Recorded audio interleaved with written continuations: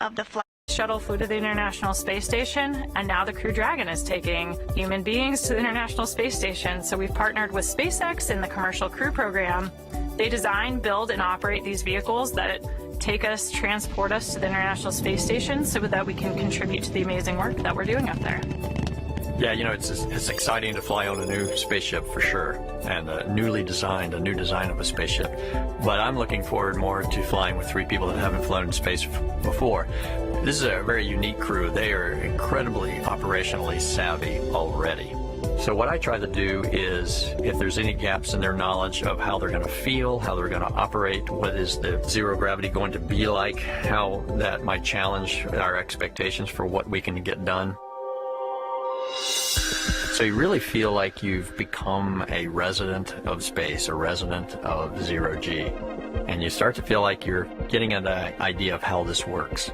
Every day is a long series of problem solving. You got to figure out where to put your pencil, where to put your drink if you have it. So maybe 10,000 times a day you're solving little problems like this, and when that becomes fluid, then you really feel like you can be efficient and get a lot of work done. And there's a lot of work to get done on the space station right now. We spend a lot of our time training in Dragon because that's a really dynamic phase of the mission, but it's just such a tiny fraction. The whole point is going to the space station and doing some incredible work up there. So our time on the space station is spent, one, keeping the space station healthy.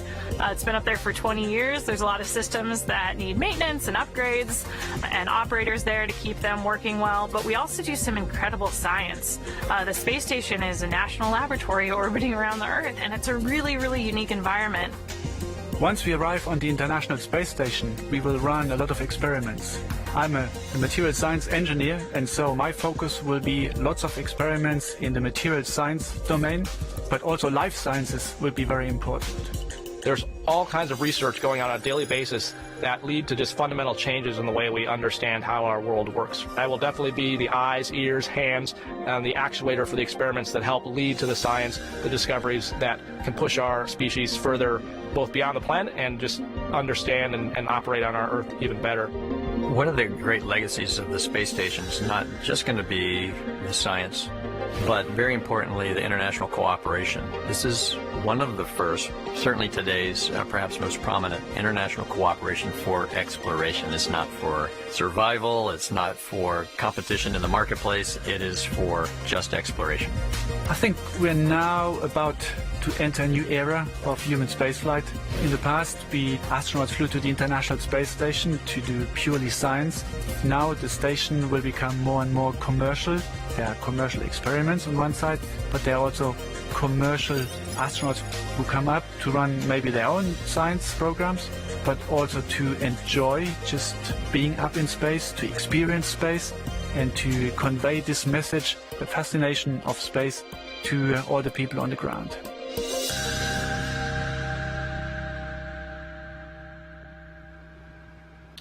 And as we're back live inside the Dragon capsule, watching the crew prepare and get ready, Rajachari working out that suit a little bit and popping up his helmet for some air. 4 good leak checks. Not that they can't breathe when it's closed, but certainly you can have a little bit of outside Happy Dragon, air. we see the same. With the helmet open? Closeout team will perform final closeout steps and then egress the capsule. Report when ready for hatch closure. And there you heard the call out for the upcoming Endurance is ready for hatch closure. Hatch closure. Yes, and we heard that call out that they had 4 good suit leak checks, and so that is a very important step that has to be done before they can close the hatch. Sounds like everything is on schedule. And that's great news.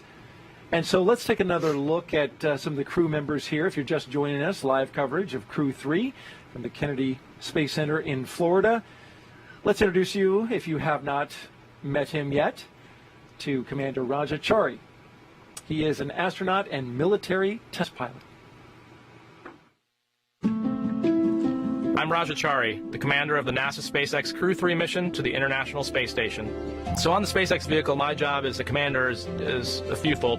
I don't need to tell Kayla, Tom, or Matthias how to do their jobs. They already know how to do their jobs. It's really more a matter for that 1% of the time where something off nominal happened, what is the best split of resources of, what is the best interactions between those players to get the best result. And so managing those different pieces of the puzzle is really, I think, what the crew part of the commander job is.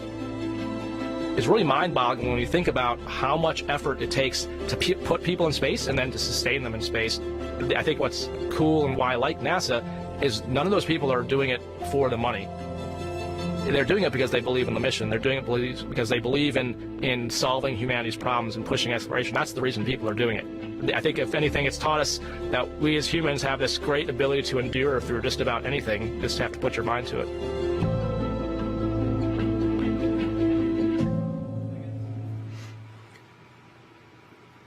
Seated next to Rajachari is Crew Dragon pilot and NASA astronaut Tom Marshburn. He is a veteran of 2 space flights, STS-127 on the Space Shuttle Endeavour and Expedition 3435 on the Russian Soyuz.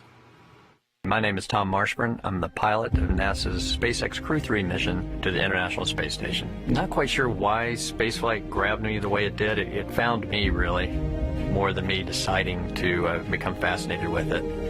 There's something about leaving everything we know behind, everything.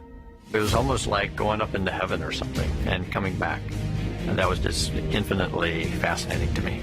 The long-duration mission is quite a bit different from the shuttle mission. You really feel like you've become a resident of space, a resident of zero-G.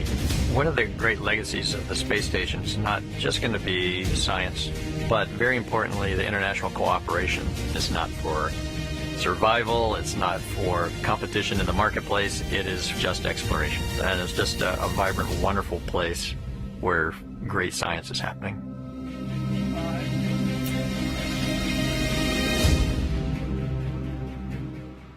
We were wondering about the helmet there with Rajachari and why he's just got it half open. And of course, our expert astronaut, Shannon Walker here, explained it to me. Yeah, you want so you see that white band on the bottom of the helmet, so if it's in the wrong location, you won't have as good visibility to read the items that you need to read on the screen. So he's got it positioned to help him read the screen. You can look further lower as well. It appears that he's got a checklist on his knee there. Yes, on each leg of the crew there is a satchel that holds a tablet with procedures and other information. It looks like Roger's tablet. He probably has it placed on the display above him, but you will see before they launch they will take that down and replace it on their satchel on the knee. Holds better there, I imagine, with the forces of launch. Exactly. You do not want that falling on you as you're launching into space. Seat number 1 is behind this camera shot, and that is mission specialist and NASA astronaut Kayla Barron. She'll be making her first trip to space today. The submarine warfare officer has deployed 3 times aboard the USS Maine. I'm Kayla Barron, a mission specialist for NASA's SpaceX Crew 3 mission to the International Space Station. When 9/11 happened, watching New York City respond and how we came together as a country really cemented for me a desire to serve. That's how I first got interested in joining the military and ultimately got interested in attending the Naval Academy. I found myself really drawn to the submarine warfare officers as mentors. And when I got to go underway on a submarine, I just felt like this is where I belong. If I hadn't had that experience, I don't think that I would have believed I could become an astronaut. Crew 3 is just such an amazing group of people. It's a really special crew because I think everybody brings a really unique perspective and different background. I just feel super lucky to be with people who all have such diverse experiences, but have really learned how to mesh and work together as a team.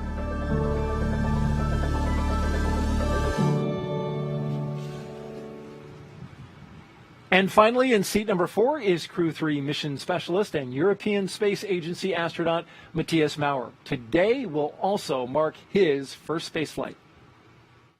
I'm ESA astronaut Matthias Maurer. I will be mission specialist on the NASA SpaceX Crew 3 mission to the International Space Station. In 2008, ESA started the call for new astronauts. Out of 8,500 applicants, only 10 candidates passed all the tests. I was one of them. I was always fascinated by space and what does an astronaut actually do. So an astronaut works with a lot of engineering stuff. We do science in space. We work in international teams, and the adventure that we are able to live as astronauts in a combination of these 4 facts: engineering on the edge of what is possible, science, international teams, and adventure that's only possible as an astronaut.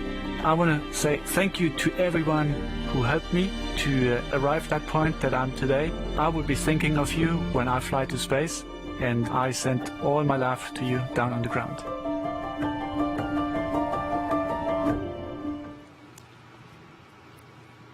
Back live inside the Dragon capsule as the crew goes through their various communication checks and suit checks. As they prepare to have the hatch closed. Awaiting that hatch closure.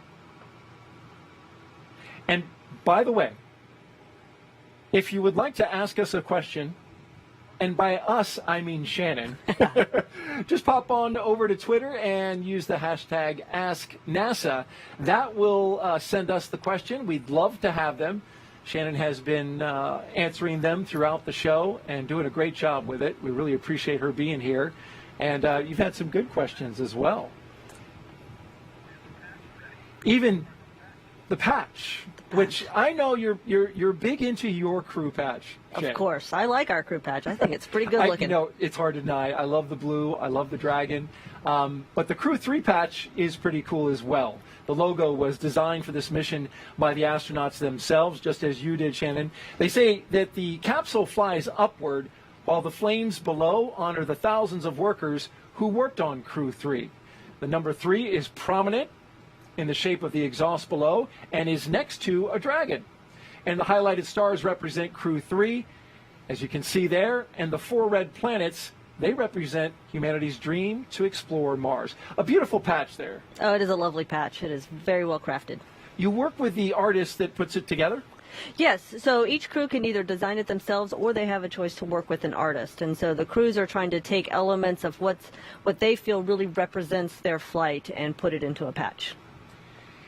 And I imagine, has anybody drawn one themselves? Oh, sure. Oh, how about that? Especially the artist, Nicole Stott, former shuttle astronaut. Yes. She's an artist. She's definitely an artist. I love her work. As you can see them preparing for the hatch closure, it looks like they are documenting the seal around the hatch.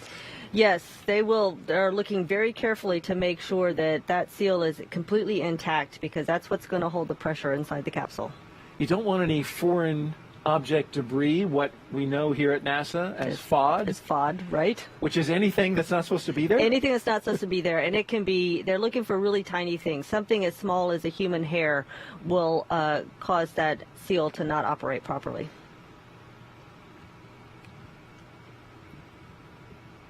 And they're using, it appears to be smartphones to take these pictures. They do. I mean, the cameras on the phones are so good these days that you can take some pictures and blow them up and really get a good view of what that hatch seal looks like. They are good cameras indeed.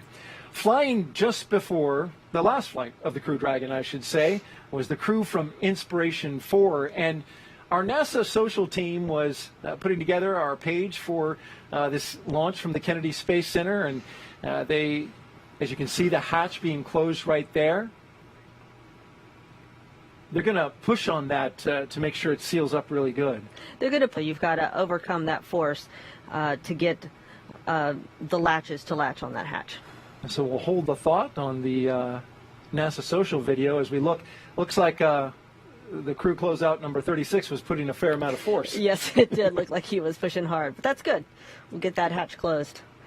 And now begins the process of them sealing it up. Sealing it up and doing all kinds of checks and cross checks. Because they'll seal it up, there'll be a pressure check to make sure the pressure does in fact hold inside the capsule. And you'll see teams of people here working together to make sure every step is done exactly so. Carefully and methodically working their way.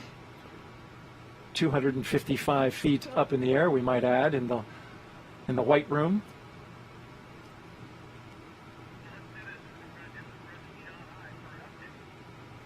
As they work on closing up that hatch, let's head out to California and catch up with John I for an update on the operations. John? Countdown is proceeding nominally at this point, and thanks, Daryl, for that handoff. We're coming up just inside T-minus 2 hours. Now, on board the brand new Dragon spacecraft Endurance, we've heard a lot of the communication between the crew and the ground. Comm checks were complete. We saw the astronaut seats rotated to the flight position. The suit leak checks were successfully completed. And we've been watching the closeout leads lean into that hatch, getting it secure. And we're getting ready now to begin what will be the hatch leak checks to make sure that all the seals are good, everything's bolted down tight, ready to go. Once we finish the final leak checks, the team will begin the steps to close out the white room and get the access arm ready to retract. And then that closeout team that you see there will leave the pad by about T-minus 1 hour. And that'll leave just the 4 astronauts on the pad. Now for Falcon 9, their team for countdown is on console. Here you can see firing room 4. They're preparing for communication checks with the astronauts coming up in just a few minutes. Currently on Falcon 9, the engineers have pressurized launch vehicle gas storage bottles. That was done before we cleared the pad. These are composite overwrapped pressure vessels. They hold gases that are used to fill the propellant tanks with hot helium as that propellant is pulled out of the first and second stages by the Merlin turbopumps. As we get into the last half hour of the countdown, we'll do a final top off of those pressure vessels, make sure that we're at flight load. We also use these pressurized gases to spin the Merlin engine turbopump when we have to start an engine in space. So the second stage MVAC engine has to start up after the first stage separates. And the first stage engines, we've got 3 of them need to restart to begin the entry, and then 1 engine for the final landing sequence. So all of those engines need the helium gas to be able to spin and start the engines. The gases are also used for attitude control systems. Not so much on the way up, but it helps orient the vehicle after the first stage separates and comes back down for the landing on the drone ship. And we also use the gas to deploy the grid fins and to kick the landing legs out just before we land on the drone ship. We're continuing to monitor weather at the launch site and around the world at contingency abort and landing zones. Concerns we're looking at continue to be the same too since we started the webcast. Cumulus clouds and flight through precipitation. Now, a moment ago, the range did report that currently, right now, we are no-go on weather for flying through precipitation, but they also expect that to clear up and for us to be go when we get to launch. So this is just a temporary. They have to tell us when we're not meeting all of the weather rules, but right now it doesn't look like a concern. So the good news is weather's looking good. Dragon's right on time. Falcon 9 is quiet, getting ready for its big events coming up here in another hour or so. And so with that, we're going to hand it back to the team at Kennedy. All right, thank you, John. And yes, indeed, we can confirm there was some weather that came through here. Yes, there was.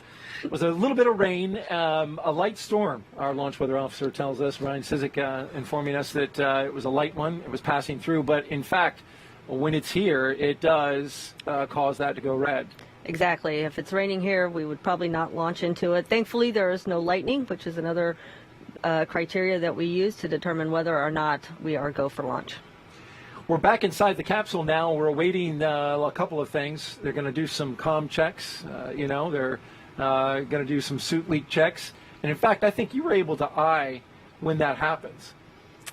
The suit leak check. The suit leak checks. Yeah, you can tell when they are doing a leak checks. I believe they've already occurred, but one of the things that happens is you have your visors closed, all your zippers zipped up, and they will pressurize the suit. So you'll get extra air volume inside your suit. So the suits will kind of puff up. You can see that when the leak check happens.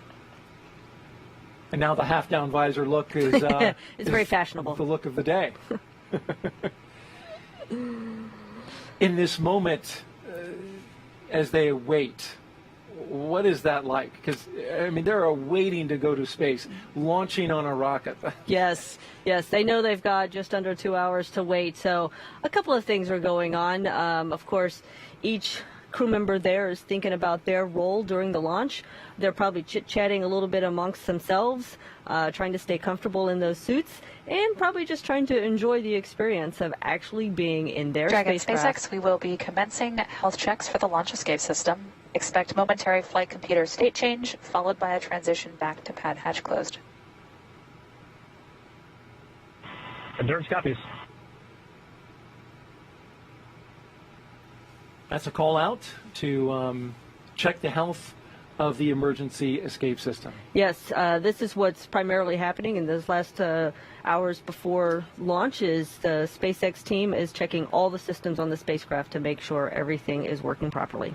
And of course, the launch escape system is one of the main systems that we need to work properly during a launch. Especially with that hatch closed. Yes, exactly. So we've got about an hour now until the pad team wraps up the final checks and clears the white room, and that's when the action will pick up with the crew access arm retracting. We'll have the arming of the launch escape system, as we just mentioned, and then prop loading will follow. So we'll keep a live view of the crew here as they're sitting tight for the next hour or so and provide you with some more context about this mission. But for now, let's head over to Houston for a closer look at what the crew will be doing when they reach their destination. Sandra.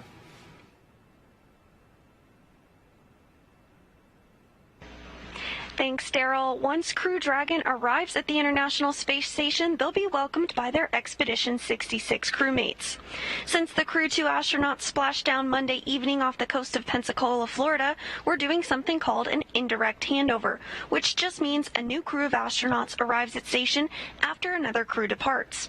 This mission will also continue keeping the long-duration crew size on station at 7. On the U.S. side, we'll have 4 astronauts to conduct research until NASA astronaut Mark Vande Hei returns to Earth in March of next year. That jump from 3 to 4 astronauts takes our average of 30 to 40 hours of science work a week on station, all the way up to sometimes 80 to 100 hours, effectively doubling our amount of time dedicated to research. As the station is first and foremost a laboratory, the crew will jump right into conducting experiments with new research still to be delivered on upcoming cargo flights, including another SpaceX Dragon scheduled right now in December. I'll toss it over to Marie now, where we will learn more about some of the exciting science on the horizon for Crew 3. Marie? All right, thank you so much, Sandra. I am here with Dr. Hector Gutierrez. You're a professor of mechanical and aerospace engineering at the Florida Institute of Technology down the road in Orlando. And you actually have an experiment launching aboard Crew 3 tonight. That's right, Mary. Thanks again for the opportunity of being here. Very excited to be here to the launch of our flight units. Our experiment is called the Smartphone Video Guidance System. The name is a little bit misleading because we're actually not using any smartphones, but this is technology that was originally developed by NASA Marshall for guidance of the spacecraft and proximity maneuvers. And we're finally going to, after several years of working on the deployment of SVGS, we are going to have the opportunity to deploy it on the robot on the space station, which is called Asteroid. So the smartphone guidance system is essentially a software sensor. So it's an algorithm that can be deployed using the hardware resources of a robot, a CPU, camera, and in this case, that will be the resources of Asteroid.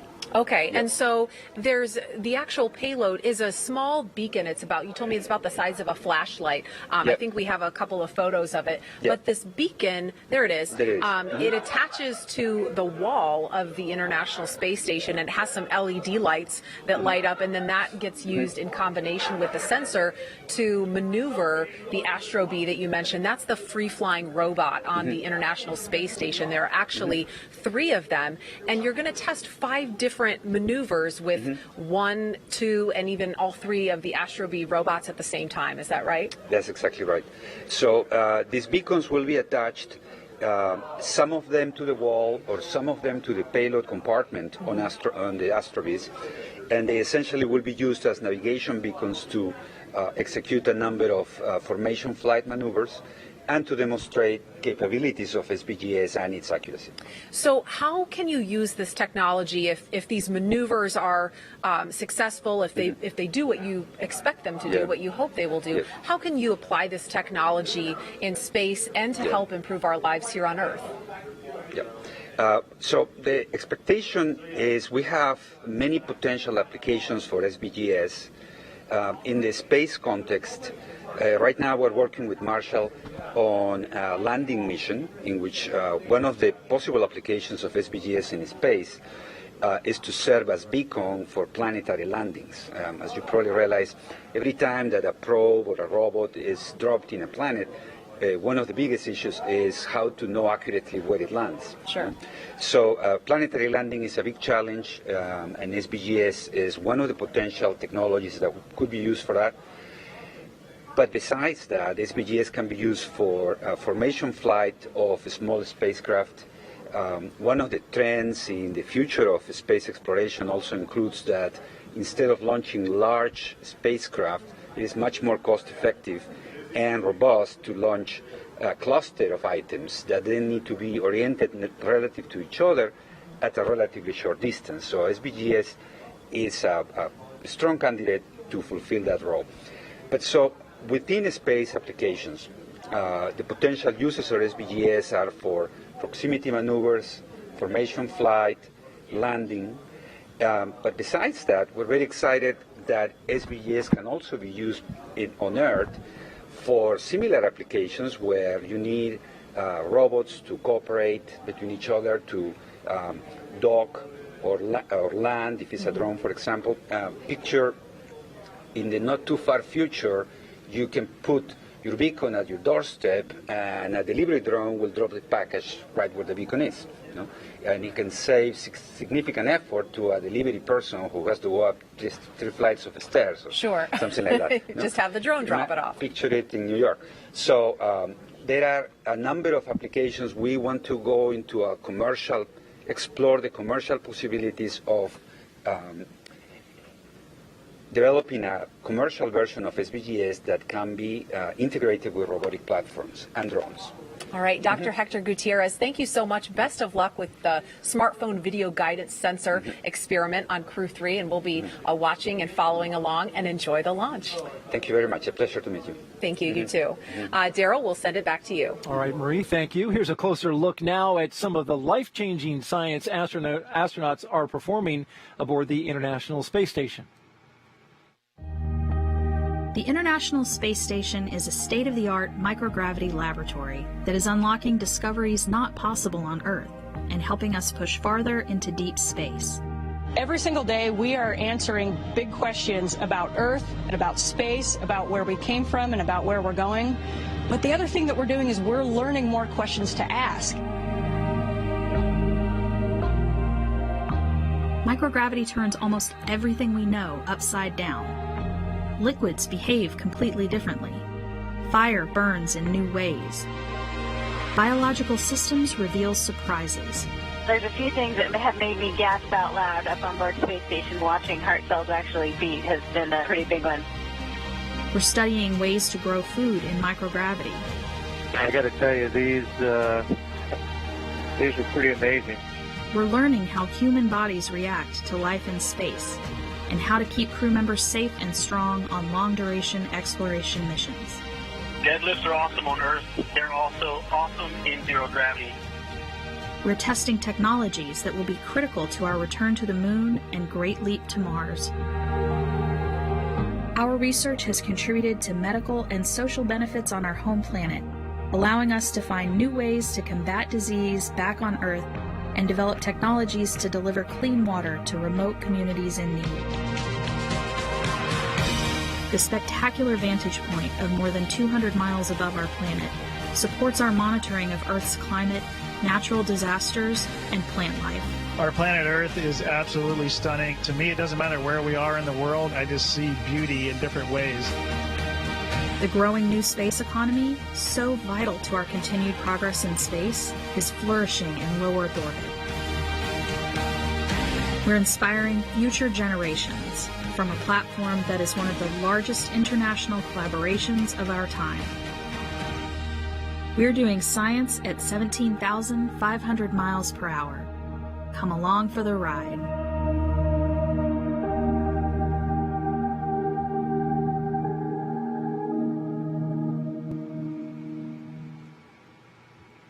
And Shannon, you were a part of that ride, doing that science at 17,500 miles an hour. Yes, I was. And it looks like they're going to have a busy time up there. I think so. There's so much science to be done. The ground crews do a very good job of keeping the crew on board scheduled the entire day doing that science. Taking advantage of every moment. As we look live inside the Dragon capsule, we are T-minus 1 hour and 44 minutes until liftoff. We are here with Shannon Walker, NASA astronaut who flew on Crew 1, watching Crew 3 prepare to get ready for their flight. And it appears they haven't been very chatty. No, they haven't been very chatty. I guess it's a quiet crew. It's a quiet crew, and that's just fine as they prepare for their liftoff. Crew 3 is scheduled to arrive to station. Astronauts from Crew 2 returned home from a record-setting space flight. Take a look at this at 10:33 p.m. Eastern Time. The view looks a little similar. This is Crew 2, though, safely splashing down in the Gulf off the coast of Pensacola. There's a view from the infrared camera as the parachutes opened up. The crew of Shane Kimbrough, Megan MacArthur, JAXA astronaut Aki Hoshide, and ESA astronaut Thomas Pesquet, they landed safely, splashing down there in the Gulf as the parachutes came down around them. They spent 199 days in orbit, Shannon, surpassing the previous record of 168 days set by Crew 1 astronauts, of which you were a part. I was. I would have loved to have stayed up 199 days, but 168 is not bad either. And before they returned to Earth, NASA astronauts Shane Kimbrough and Megan MacArthur, well, they were good tenants because they made sure that station was ready for Crew 3. I had a chance to speak with them in space before they came home. Hey, Shane and Megan, great to be with you today. This is fantastic. You guys are currently over the Pacific Ocean, cruising at 17,500 miles per hour towards our general direction, though it doesn't look like you're going that fast. And Megan, your hair is looking luxurious, by the way. Thank you very much. So tell me, you're getting ready for Crew 3 to arrive. Yeah, so we've been getting their sleep stations ready to go, their crew quarters. So we've been cleaning those and getting them all ready, so they're going to be set. We also have gotten their suitcases up here, and we got one. Here's Raja's, and we got Kayla's there. And so we got Tom's and Matthias's as well. So all your clothes are ready to go for the next 6 months. So that's going to be set. All your food's ready to go as well. And given the size of those suitcases, it doesn't look like the wardrobe is having a lot of variety. But you don't need a lot of that up in space. Tell me, for the first space flight, you know, for the folks that are coming up, 3 of the 4 astronauts, this is going to be their first space flights. For those 3 astronauts, we know they've trained extensively, but what is something as a first-timer they will experience that you just can't train for? Well, Daryl, that's a great question. And really, it's the physical environment that we live in that is really hard, obviously, to train for when you live in 1G on Earth. And so it's how you move around, how you move efficiently, floating and flying through the space station without crashing into things, so without knocking things off the walls. But these are all smart folks. They're going to figure it out really quick, and they're going to be doing great work up here before we know it. Hey, Shane, one of the veteran astronauts, Thomas Marshburn, you know him pretty well. You got any stories about him? He's a veteran astronaut, just like you, flew on shuttle, been up to the station before, and both of you the astronaut class of 2004. So you got any good stories about Tom?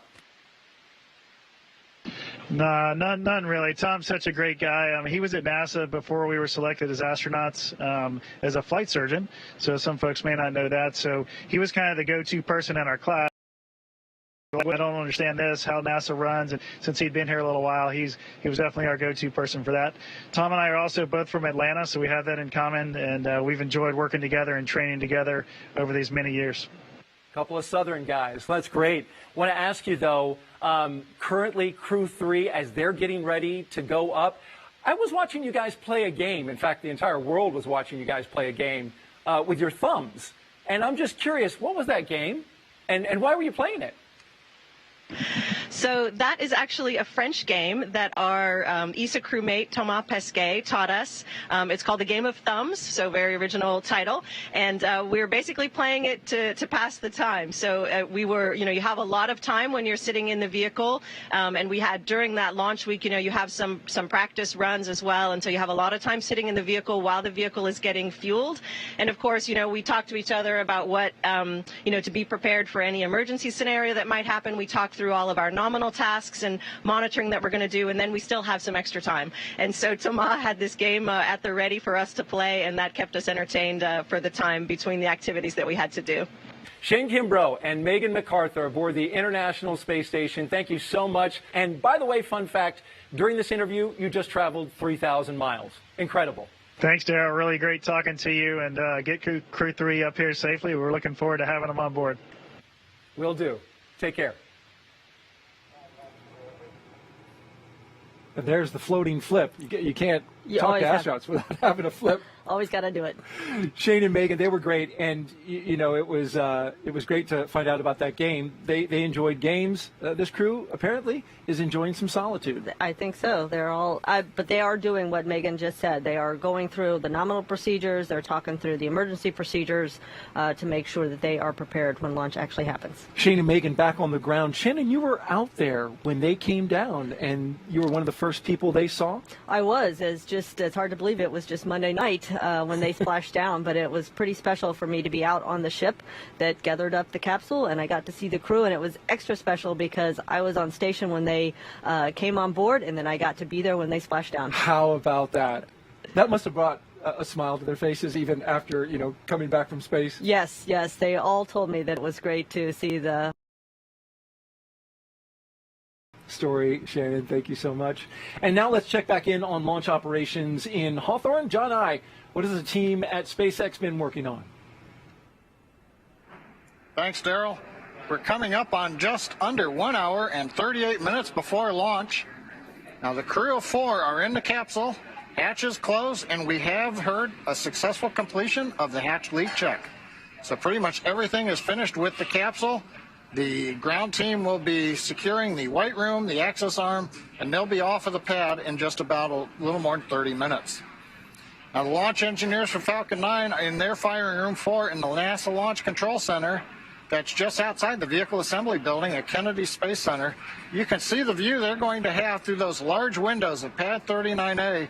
It's 5 kilometers. Liftoff, it's going to light up the sky, and I think everybody's going to be looking out those windows. Now, the Falcon 9 team has loaded the helium and nitrogen gas into the storage bottles on the launch vehicle. We've done some RF checkouts a little bit earlier this evening, and we're doing a final review of vehicle tests that were performed earlier today. Now, the SpaceX chief engineer will be checking with the team at T-minus 80 minutes to verify that we are good to continue the countdown. Now, the next major activity is flowing a small amount of fuel into the first stage to prime the Merlin 1D engines for ignition. Now, the team's also monitoring fuel and liquid oxygen loading preparations. We're ensuring that the propellants that are in the ground storage tanks are correctly chilled before we load those into the Falcon 9, beginning at T-minus 35 minutes. Now, for the range and the weather, the range continues to be go. We are continuing to release balloons. We have been getting balloon data back from the upper altitudes. Everything looks good. And more importantly, the weather has gone green again. They said it would be just a short period where we were red for precipitation. That has cleared up, and weather says that we should be clear the rest of the way through the countdown. So with that, everything is a go. We'll turn it over to Courtney here at Hawthorne. Thanks, John. The Draco spacecraft you see on your screen is capable of carrying 7 passengers from Earth's orbit and beyond.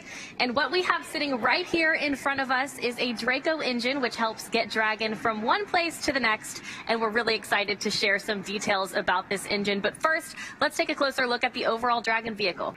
Yeah, Courtney, just to get an idea for size, this is our Dragon vehicle, and from the bottom to the top of the vehicle, it's about 8 meters or about 27 feet tall and about 4 meters in diameter or 13 feet in diameter.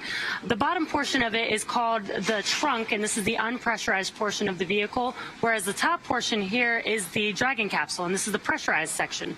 This black portion on the trunk here is actually a bunch of solar panels, and that helps power the vehicle while it's on the pad and while it's in flight, as well as while it's attached to the International Space Station.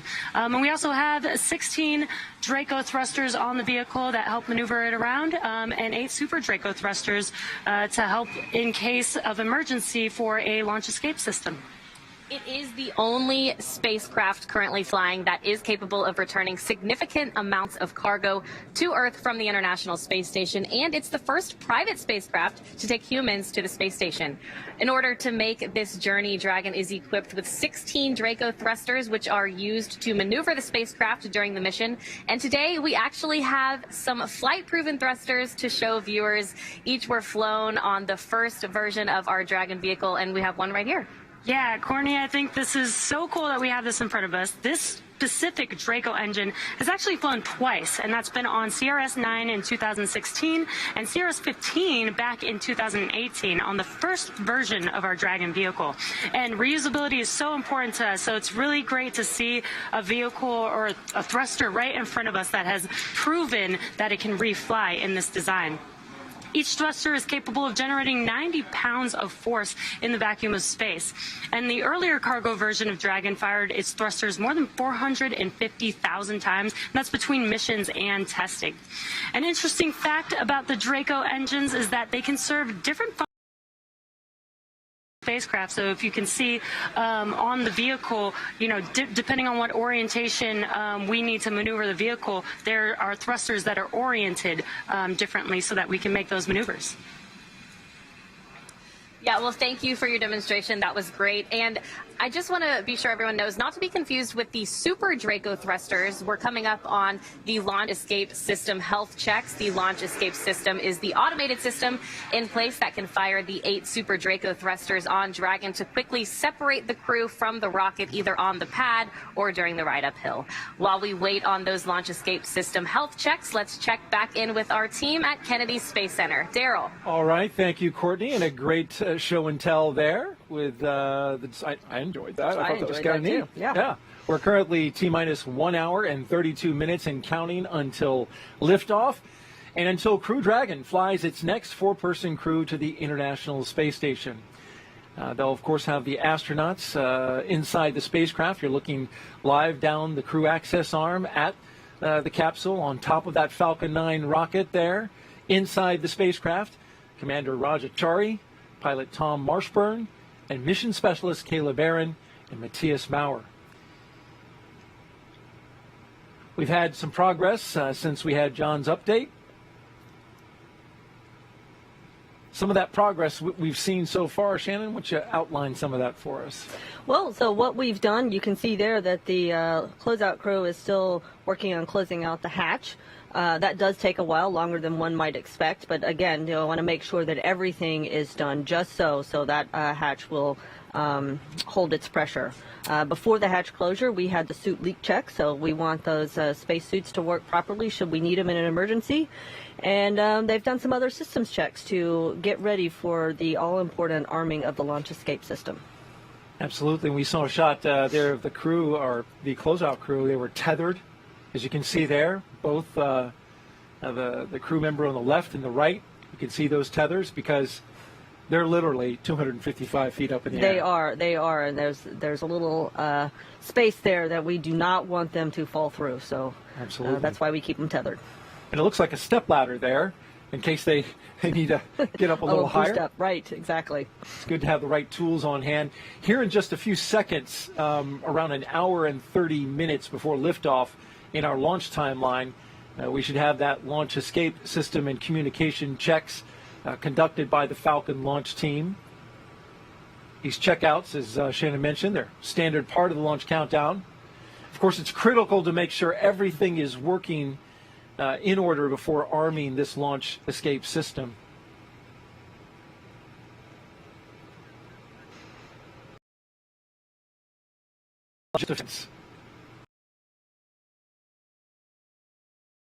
Yeah, it looks like the closeout crew is finishing up.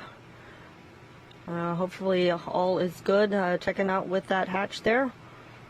And as soon as they probably back away and leave, we will hear the arming of the launch escape system.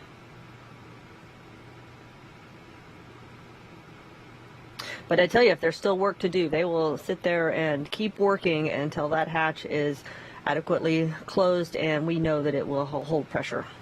What does it sound like as you're sitting there in the seat and they're working on it from the outside? Yeah, you kind of hear some thumping and bumping going on, and you do have those 2 windows in front.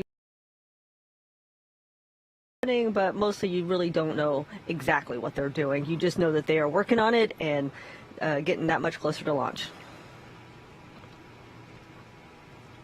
Looks like we're going to need to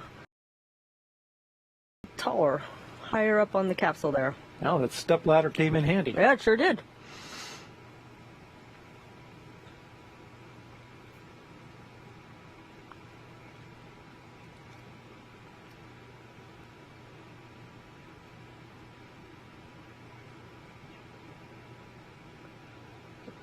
Not sure what that was. I am not sure what that was either, but it looked like it was a flow air or something to the spacecraft. Clearly it did not need to be there for the launch, and so they spent the time needed to remove it. It did look like some ducting. Yes. As they continue to work here.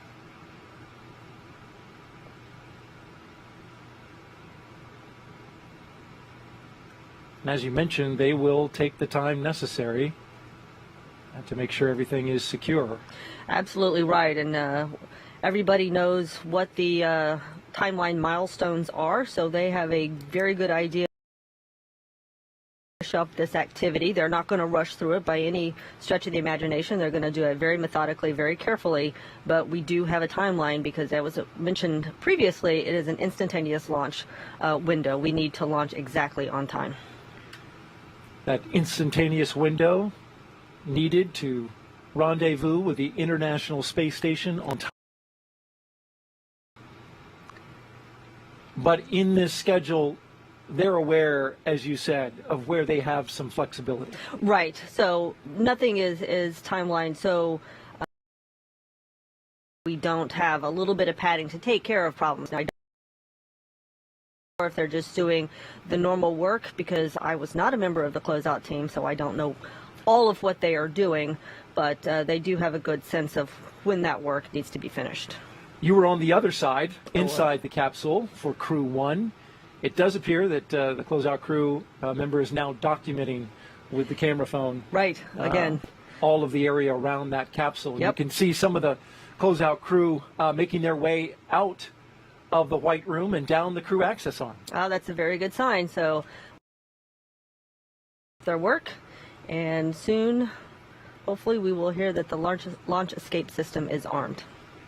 We're expecting that in just a few seconds, really any moment now. But he's got the light and the camera, still working that. Yep, they're taking one last look to make sure that there is nothing trapped in that hatchway and that would inhibit the seals from working properly.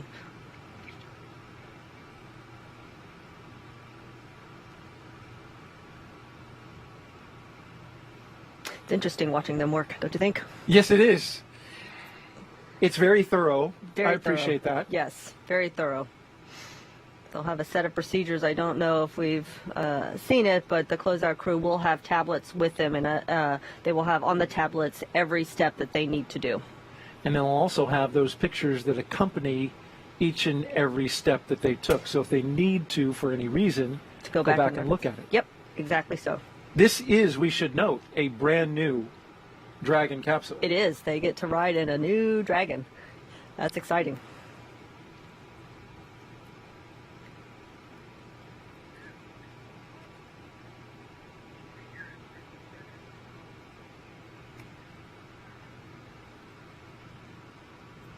The booster. The booster is a refurb. Flew on CRS-22, landed back, was refurbished and ready for use. Ready for use, yeah. And there you see a nice shot of the sky. Rain clouds in the way. Sounds like we have a go with the weather, so that is very good news. That's what we heard. Our launch weather officer here at the Kennedy Space Center, Brian, telling us that that has cleared out.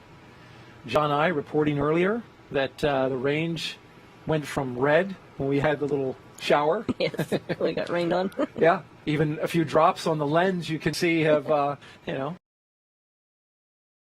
evidence that we had a little rain out there on the pad. You can see the ground is wet as well, the reflection of the lights off the ground and the droplets on the lens. But that has since moved out. of the area, which is great news, and then the range went green for weather. You can see from that view there, it looks like there's a lot of fog at the launch pad. It does look that way. But fog will not stop us from launching. No, it won't. Neither will the thin clouds that we've had in the area. It was explained to me by our launch weather officer that we've got some onshore flow that basically a high pressure system north of us that's spinning and throwing that moisture from off the ocean, off the Atlantic Ocean, over the Kennedy Space Center. But there's a layer of dry air in the mid-levels of the atmosphere that has soaked up a fair amount of that moisture, and it is essentially drying it out, serving as kind of a a blow dryer effect. A blow dryer for Florida. Well, the 4 Crew 2 astronauts not only broke a record for the longest stay for a commercial spaceflight at 199 days, they also got a lot of science done. Let's take a look at that now.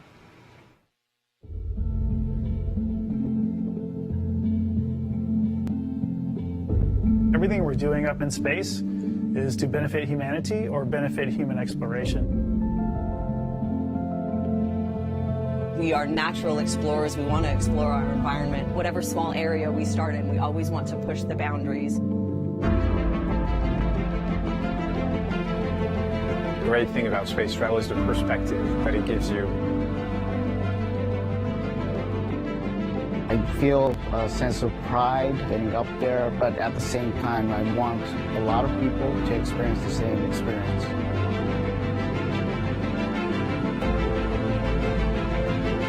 Dragon, SpaceX, go for launch. 3, 2, 1, 0. Ignition.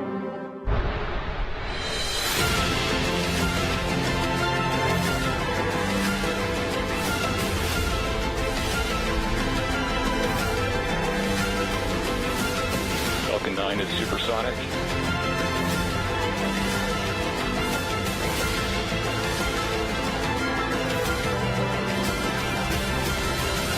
Dragon separation confirmed.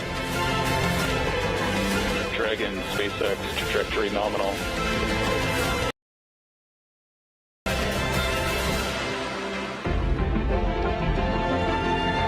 You are part of this big team. You are part of an effort that is larger than yourself. It is a cool perspective to see from up there that, wow, this whole planet looks pretty special. Dragon separation visually confirmed. Just flying a few hundred kilometers from the Earth changes everything. Endeavor, on behalf of SpaceX, welcome home to planet Earth. Welcome home to planet Earth, and welcome to the Kennedy Space Center if you're just joining us for the launch coverage of Crew 3 as we await liftoff just an hour and 21 minutes from now. Crew 2 that you just saw splash down in the Gulf off the coast of Pensacola on Monday after a very eventful yet productive stay, 6 months in space. Shannon, it looked to me from the infrared video that they had pretty calm waters, and you were out there, you experienced a similar. Yes, you definitely want calm waters when you splash down in the water, because you really that capsule rocking too much. That's going to make the crew feel badly if they have too much motion. You don't want to be bouncing around in the seas, No. whether it's in a boat or a space capsule. No, it's same not effect. Good. Not good. It's not good. Well, NASA leaders are watching this launch from right here at the Kennedy Space Center. They're watching the astronauts inside Crew Dragon Endurance with great anticipation. NASA's Marie Lewis is with a special guest right now from ESA at OSB-2. Marie. That's right, Daryl. I'm here with ESA astronaut and geophysicist Alex Gerst, two-time flyer to space on the Russian Soyuz. Alex, thanks for being here. Hey, Marie. Good to be here. And it's finally good to see the stars come out. Yeah. Poking through between the clouds. Yeah, we had some sprinkles, but yeah, you pointed out we actually see stars, so that's a good sign here around the launch pad. We were talking earlier. Tell me about the difference between, you've flown to space twice. This is Matthias's first time, and it's totally different flying in a simulator versus the real thing actually sitting on top of the rocket where Matthias is right now. So explain the difference and Matthias must be feeling right now. Yeah, actually, the real capsule, it looks the same as the simulator and it works the same. But if you spend a lot of time in the simulator and then sit on the real rocket on the real day, it's amazing. The difference is, it's feeling like you're sitting on this alive being there. It shrieks. There's steam here and it's powered up. It's humming and. When you sit on top, it's sometimes a bit like swaying in the wind, just ever so slightly, but you notice it. So there is a difference. You're going somewhere.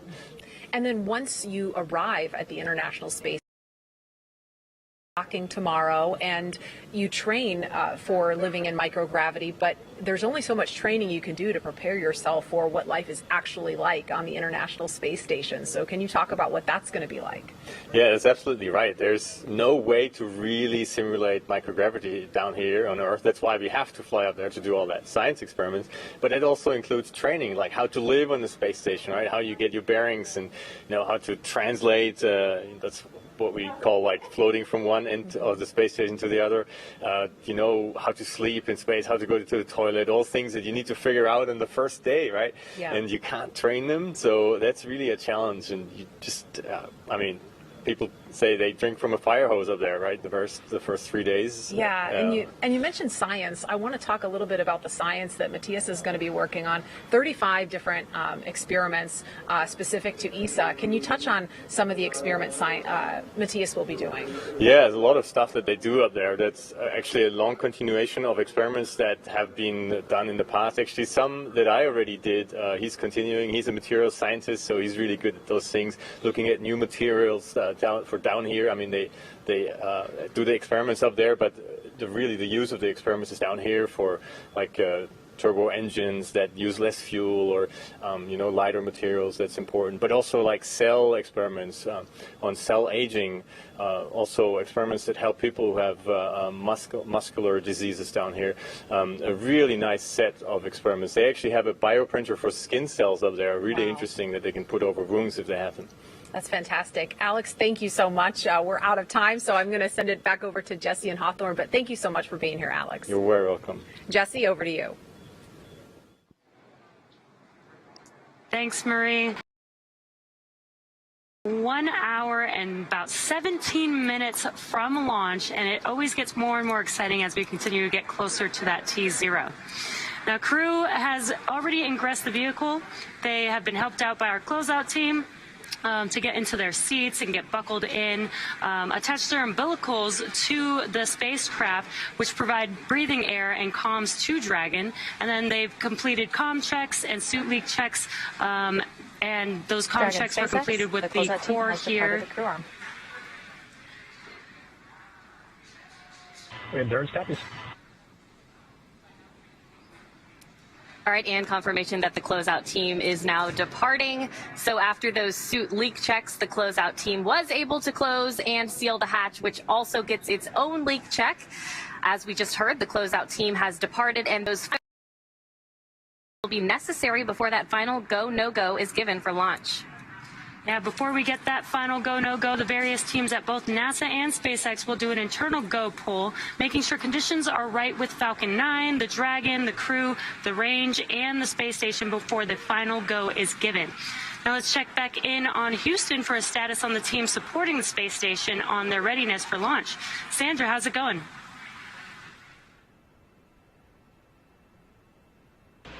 Thanks, Jesse. The team here in Mission Control Houston remains go for launch. All systems on board the station that are required to be healthy for this mission are continuing to look good. Before the station team is go for launch, they must verify that key systems on board the station are functioning as expected. This includes life support systems like oxygen generation, carbon dioxide removal, and the water recycling system that allows us to reuse about 90% of the water we send to station. We're also ensuring systems, essentially the station's nervous system, are functioning normally. We also work with our Russian counterparts to ensure both methods of controlling the station's attitude are fully functional. This includes the large U.S. gyroscopes and the thrusters found on the Russian segment. Both systems play a critical Mission Control Houston will closely monitor the crew's flight and will continue to check off milestones for most of the journey. So I'll send it back to Hawthorne. The International Space Station team is ready for launch. Courtney? Thanks, Sandra. We're so happy to hear that the space station team is ready for launch. As we mentioned, the Crew 3 astronauts will spend about 6 months at the National Space Station, starting their journey of the Crew 2 astronauts from the space station. Crew 2 splashed down off the Florida coast Monday night, where they were picked up at sea by SpaceX's Go Navigator recovery vessel. Next, SpaceX will launch Commercial Resupply Mission 24, or CRS-24, to space station to deliver cargo and supplies to Crew 3 and the astronauts and cosmonauts aboard. It will automatically dock to the International Docking Adapter 3 on the space-facing port of the station's Harmony module. Before Crew 3 returns home, they will hand the baton to the next crew to arrive at the orbiting lab on Crew Dragon, the Crew 4 crew. That mission is targeted to launch in April of next year, and it will carry Crew Dragon commander and NASA astronaut Kjell Lindgren, pilot Bob Hines of NASA, and mission specialist Samantha Agency, or ESA, and a fourth crew member who is yet to be named. The Crew 4 astronauts will also complete a 6-month mission as expedition crew members aboard the space station. Now, they will be joined there by 3 additional crewmates who will launch on a Russian Soyuz spacecraft, and this will mean that 7 people will be on the space station at one time, allowing NASA to increase the amount of science conducted in space. That's right, and this will be Kjell Lindgren's second trip into space following a 141-day stay at the space station in 2015 for expeditions 44 and 45. Before being selected as an astronaut in 2009, he was a flight surgeon supporting space shuttle and space station missions. In December 2020, NASA named him as one of the Artemis team of astronauts helping to pave the way for NASA's upcoming lunar missions. Bob Hines, a lieutenant colonel in the U.S. Air Force, was selected as an astronaut in 2017 and will be making his first trip into space on Crew 4. Before becoming an astronaut, he supported multiple military deployments in the Middle East, Africa, and Europe, served as a flight test pilot for the Federal Aviation Administration, and flew as a research pilot at NASA's Johnson Space Center in Houston. And ESA astronaut Samantha Cristoforetti will be making her second trip to space as a mission specialist on Crew 4. She was selected as an ESA astronaut in 2009 and flew to the International Space Station in 2014 aboard a Russian Soyuz for Mission 42 and 43. Cristoforetti is planned to take over as station commander for Expedition 68 and will be the first woman from ESA to do so. Now let's head over to Daryl at Kennedy Space Center. Daryl, how's it going over there? All right, it's very good, Courtney. We are having clear skies at the moment. We can see some stars here at Kennedy, and that's great news. And if you're just joining us, welcome to coverage for the mission known as Crew 3, NASA and SpaceX astronauts to the International Space Station. We are at T-minus 1 hour and 11 minutes until launch.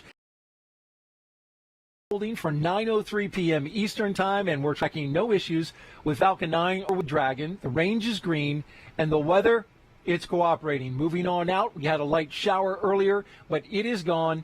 The range is now green, and so over the last 3 hours, our crew of Raja Chari, Tom Marshburn, Caleb Barron, and Matthias Maurer, they donned their SpaceX suits in the historic crew quarters suit-up room.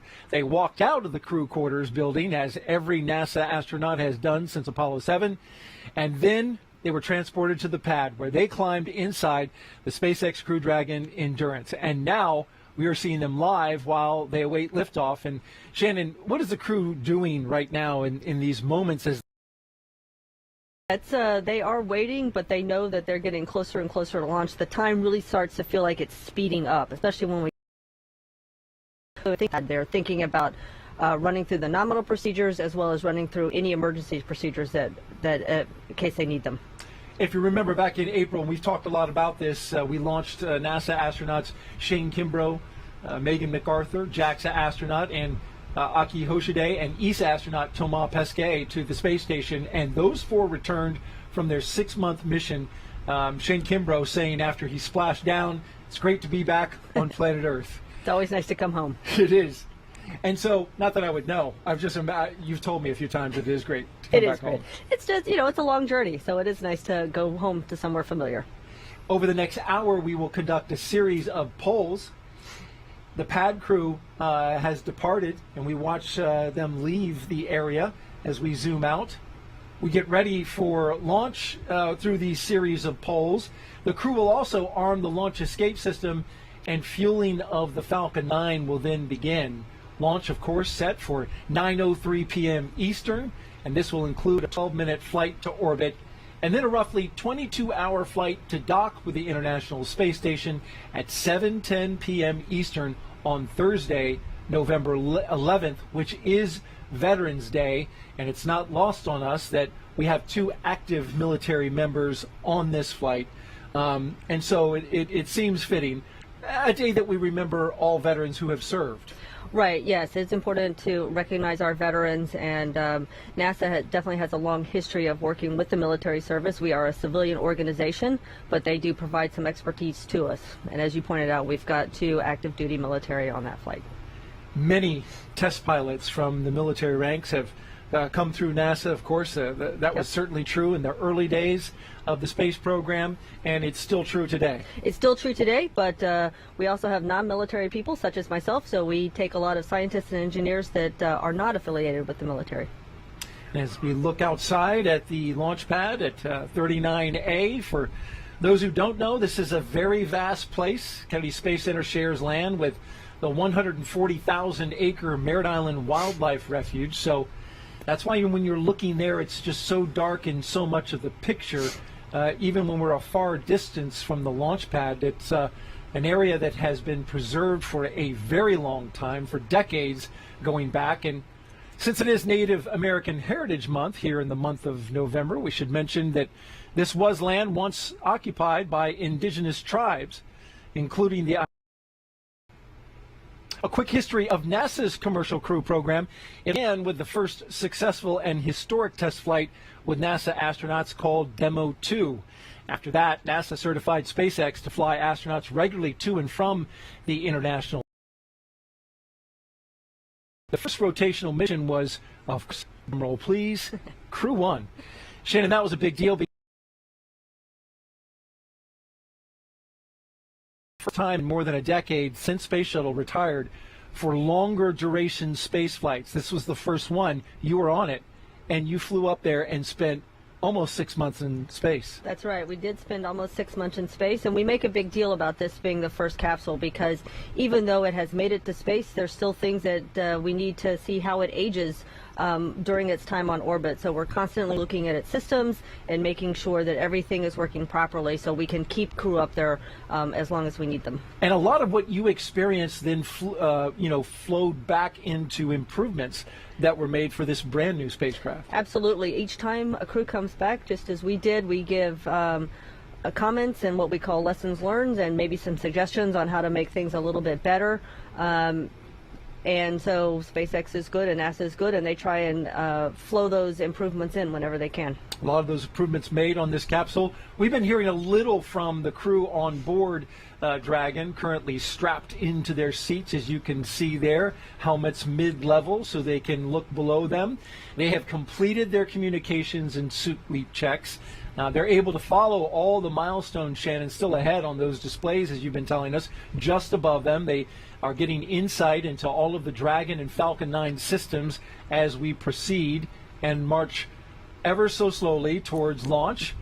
And then at T-minus 1 hour and 5 minutes, let's go ahead and check in for a status update from John I at SpaceX headquarters. John?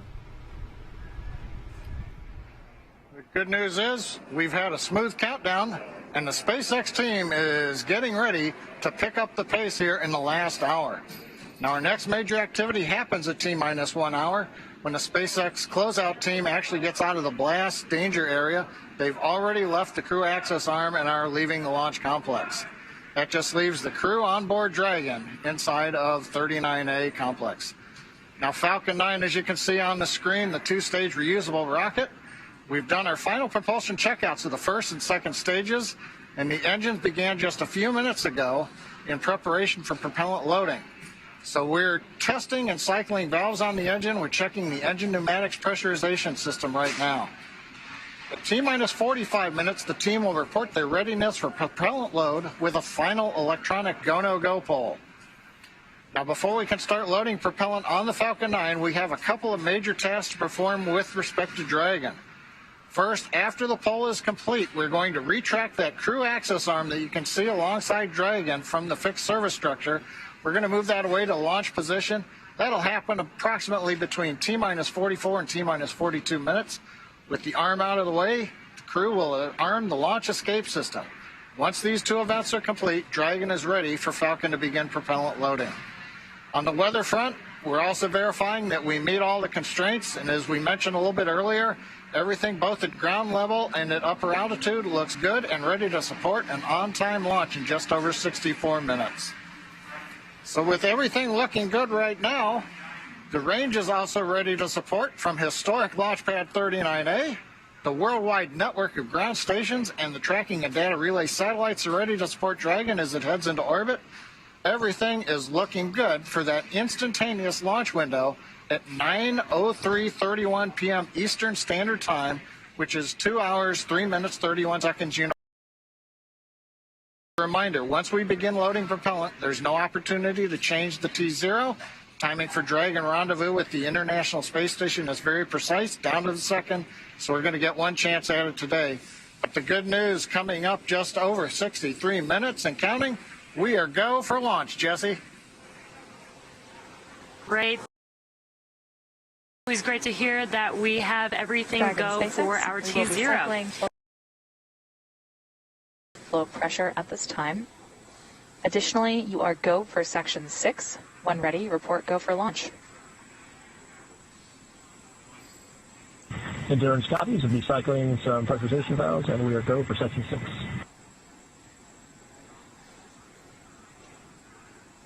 Awesome. Just hearing some comments. Today's launch marks the third time a rotational crew will fly on a commercial spacecraft, and each of our crew members brings a diverse set of experiences to today's flight. Rajachari is the commander of the Crew Dragon spacecraft and the Crew 3 mission. Chari is responsible for all phases of flight, from launch to re-entry.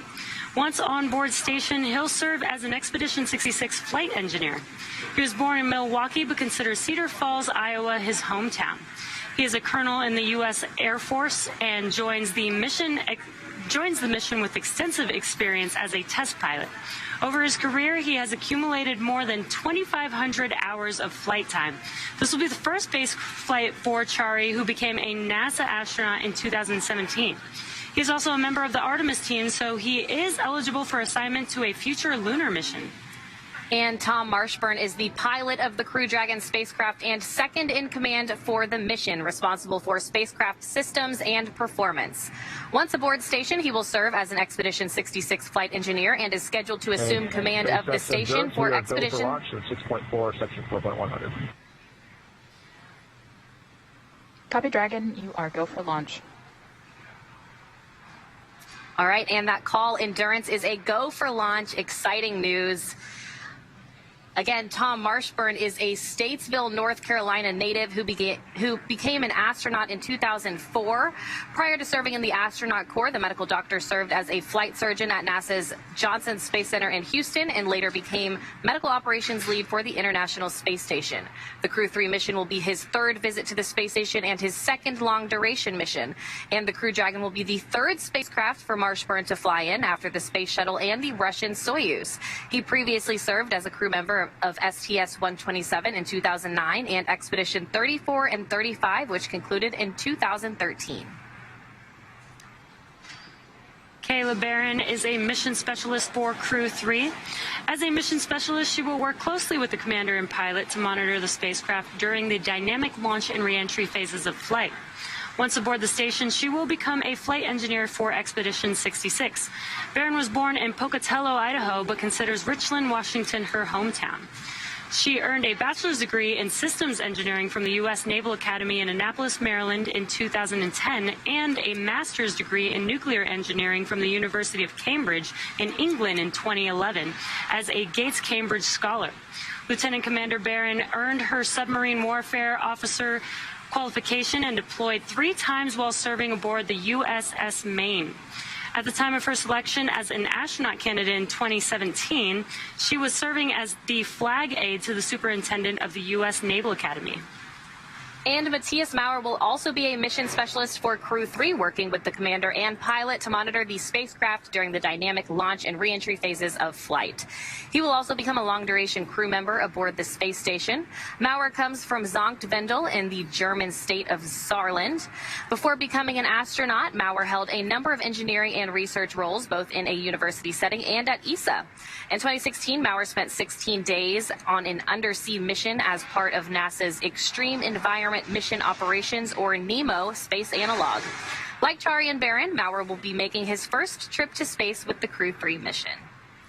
Each of these 4 crew members will join Expedition 66 once they arrive at the International Space Station, with Russian cosmonaut Anton Shkaplerov as commander. Yep, and it looks like we are just under 1 hour from liftoff now. And this day is a of regular crew flights to the space station from U.S. soil. This will be the 4th flight, Dragon. This will be the 4th flight of Dragon with NASA crew and its 3rd long-duration mission to the International Space Station. And today, our crew is flying the newest Dragon in our fleet, and we'll be taking a ride on board the Falcon 9 that supported the CRS-22 mission back in June of this year. Now, it's been a great countdown so far. Weather is still looking good, so the excitement is continuing to pick up here as we get closer to that T0. That's right. We started our coverage with Suit Up just over 3 hours ago. The SpaceX team helped the crew put on their suits and conduct initial checkouts before crew walkout.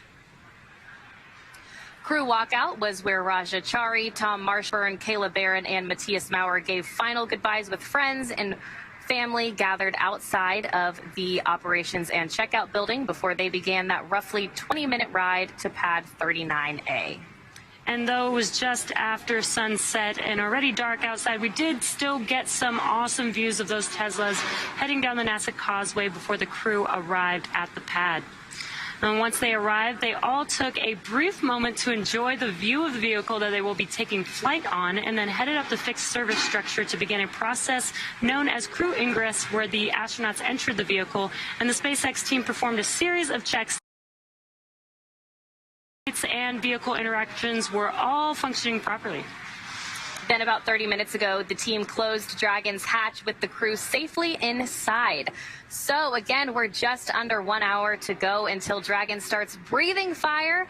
Things will pick up as we get close to the go, no-go pole to arm the launch escape system and begin propellant loading. Now, the crew poll for readiness was completed at T-minus 60 minutes, and the Dragon poll for prop load is coming up here in about a minute at T-minus 55 minutes. Now, next up at T-minus 45 minutes after that will be an internal mission control Hawthorne poll, and then the launch director's poll for propellant loading. When we get to about T-minus 40 minutes, the crew access arm will retract, and the crew will get the call to close their visors and arm the launch escape system. Now, this is the automated in place that thrusters on Dragon to quickly separate the crew from the rocket, either on the pad or during the flight on the ride uphill. And then once we reach about T-minus 35 minutes, propellant loading for the Falcon 9 will begin. Throughout the countdown, we've been getting some pretty incredible views of the astronauts inside Dragon, making their final preparations, as well as some close-up views of those suits. The teams have often described the suits as an extension of the Dragon spacecraft, almost a mini spacecraft inside of a spacecraft. We're standing by loading. Again, that should be coming up here at about T-minus 55 minutes, so we're just about roughly 40 seconds away from that. The crew in position, ready to go. Taking a look at those monitors above them.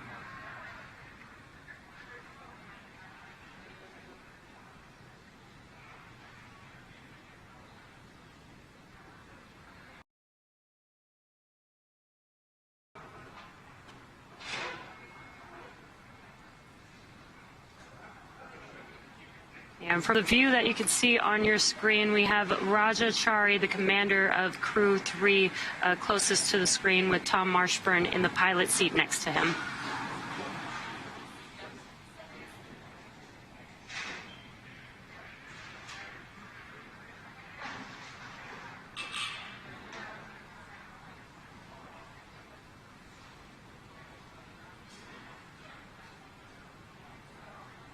With everything still proceeding well, let's send it back to the team in Florida. Daryl, how's it going there? It's going great out here, ladies, and we're here with NASA astronaut Shannon Walker. If you want to get a question in, hashtag #AskNASA on Twitter.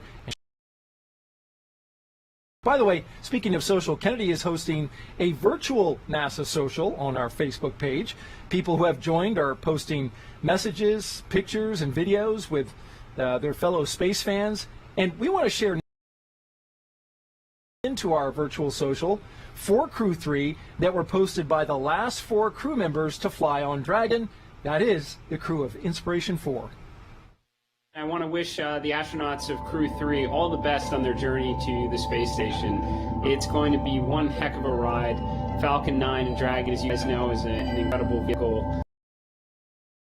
NASA Social. I'm Dr. Sam Proctor. I am the mission pilot from Inspiration 4, and I just want to wish Crew 3 an awesome liftoff as they head to the International Space Station. Hi, Raja, Tom, Matthias, Kayla. Hank's here just to wish you well on your mission into space. I couldn't be more excited for you for the journey you're about to go through. Getting into that Falcon rocket with your suits on to have your name on it is a feeling like no other. Crew 3, I just want to say I'm so excited for all of you. I know that rush of emotion that you're going to feel with your spacesuit on, strapped into the capsule, and you're about to have the best ride of your life. Just laugh the whole way up there like we did. Just want to wish you all the best, and look forward to exchanging some stories a little bit down the road. Take care. Godspeed, Crew 3. I love Haley Arsenault saying that she laughed the whole way up. I can definitely relate to that. Can you really? Yes. Well, what was so funny? It's an exciting ride. You're just happy. You're just gotta so laugh. thrilled. Yeah. That's fantastic. And whenever she says anything, it always brings a smile to my face. She has such great energy. Well, throughout the program, we've been answering your Ask NASA questions from social media. We have time now for a few more before Falcon 9 fueling begins, and so we'll pop it up on the screen. And Shannon, you've been answering them all show long. We appreciate that. So the question we have up now is, what are your tips for me to go to space? I'm a high school freshman from Poland, dreaming of going to space. Yeah, so the first thing, the most important thing, is to do well in school. We need people who are very accomplished and have lots of different skills, and it all starts with a good education. Now, being from Poland, you're going to have to apply to the European Space Agency to be part of their astronaut program, and hopefully they will have another selection one of these days. But really, do well in school and then go pursue a field of work that really interests you. What you want to do is do something you're very passionate about, and that really, when you're passionate about something, you're going to do well at it, and it's going to stand out, and people are going to take notice. And yeah. It doesn't necessarily have to be a specific, STEM is good, right? Right. But there have been people who have not gone into STEM and become astronauts. Every astronaut that we have taken on the NASA side has got a STEM background. Oh, they do, and yes. So that is a requirement. That is a requirement right now. Now, of course, we're starting to fly more people, and there are more opportunities to get to space, so it may not be a requirement in the future, but right now, at least on the NASA side, you need a STEM background. A STEM background and study hard and get some good grades. Yes. Our next question, does it get very hot wearing the spacesuits, or is the material breathable? Yes, no, the material is absolutely not breathable because you need those spacesuits to hold pressure should something go wrong in the capsule. So you need it to completely contain that atmosphere around you. So they can get a little hot, but the entire time you're in the suit, they're flowing air through it to keep you cool. You've got an air conditioning system for the suit. Yes. Blowing that air around. Yes, exactly. You need the air to be blown around because you really don't want to end up with a carbon dioxide bubble right in front of your face. All right. Thank you so much, Shannon, for answering those questions. And keep the questions coming. We appreciate them at #AskNASA. Now we'll send it over to Marie, who is standing by with the Deputy Director of the Kennedy Space Center. Marie?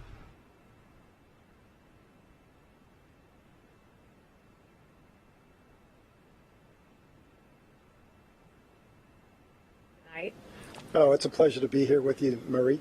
And I wanted to ask you about a special connection that you have to Kayla and Raja, part of the Turtle class of astronauts in 2017. You were actually on their selection board. Tell me about that. Oh, I sure was. In the class of 2017, we had the most applicants ever in the history of NASA, 18,353. And when it was all said and done, we picked 12. Of course, Raja and Kayla were part of that class. So to see them when they first walked in for their very first NASA interview, and to know now they're on board the Dragon on top of the Falcon 9 rocket, it's just amazing. I'm very excited. And so much has happened in such a short period of time. You became the deputy director just earlier this year in the middle of We've seen private citizens launch from here at Kennedy this year. More of that is coming. We've got a regular cadence of these commercial crew missions to station. And we're coming up on the 60th anniversary of Kennedy. So, so much has happened, like we said, in such a short period of time. What do you see ahead for the next 60 years of Kennedy Space Center? Well, I see it's just getting started now. So this started with a vision. 10 years ago, we flew out the space shuttle, and we had a vision to create the world's premier multi-user spaceport for both commercial and government users, and now you're seeing it coming to fruition. So it's just going to be, we have 24 launches now, more launches than any place else. This year, we should have close to 50 launches, and it's just going to increase more and more. I want to also ask you about what is in the building right behind us. Of course, the Goliath vehicle assembly building, the Artemis rocket, the SLS Space Launch System rocket is fully stacked. We want to show you a peek inside our gigantic moon rocket. There it is. And the Orion capsule being stacked on top. This is video from late October inside the vehicle assembly building. And now that the rocket and capsule are fully stacked, it stands at 322 feet tall, and that is taller, in fact, than the Statue of Liberty.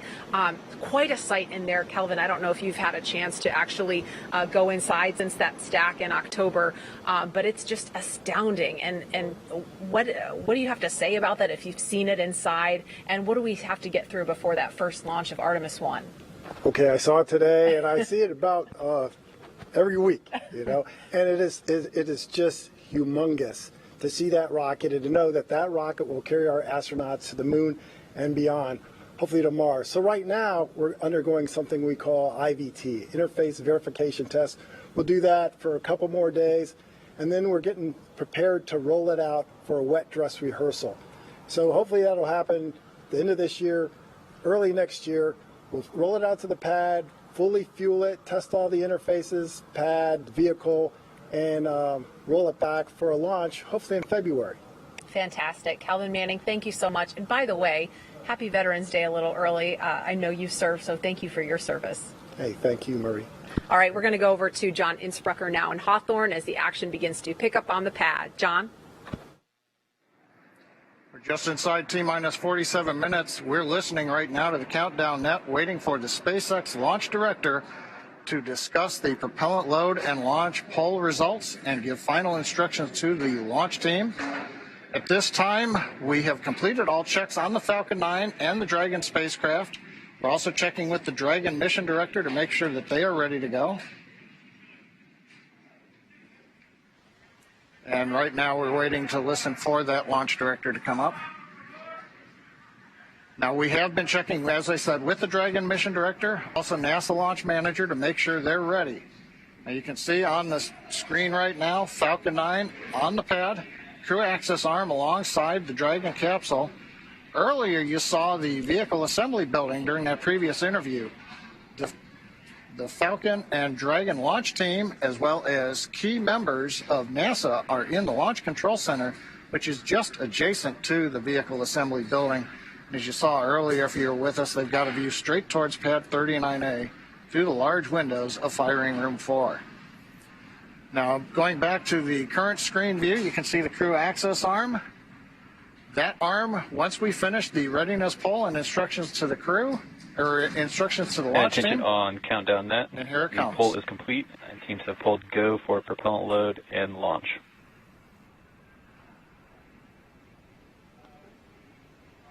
And stand by for hold SpaceX and launch escape director protocol. says poll is complete. For preparing to brief non-urgent, the no-go hold conditions, and brief safety CE or protocol. LD, and they will approve aborting the countdown. For urgent issues affecting the safety of the operation, operators shall call hold, hold, hold on the countdown net. Launch control will abort the launch auto sequence immediately and proceed to the launch abort auto sequence.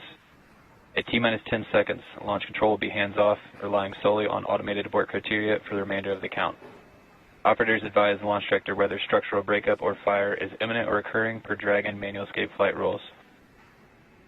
For those in firing room 4 here at KSC, in the event of a fire alarm, operators noted below 56.80 or remain at their post. In the event that personnel safety is threatened, evacuate to south-facing emergency exit leads directly outside. Launch control at this time, you may proceed with arming the crew arm for movement. Just over T-minus 44 minutes. We're going to send it back to Daryl and the team at Kennedy Space Center as we get ready to move the crew access arm. That's right, John. We are waiting that big moment here at the Kennedy Space Center in Florida. As we do, we are T-minus 43 minutes and counting, and just got some. Retraction has started. And there is the retraction. Great shot of the Dragon moving.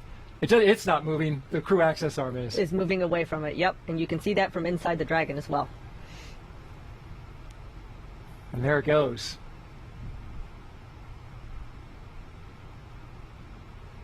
When you're in the capsule, can you see that? You can. You have windows that are at pretty much your foot level, and you can see a little bit out. So you do see that moving away, and once it's gone, you know it's just you and the rocket. There's the camera pointed directly at Dragon. Great view there. You can see the strong back at the.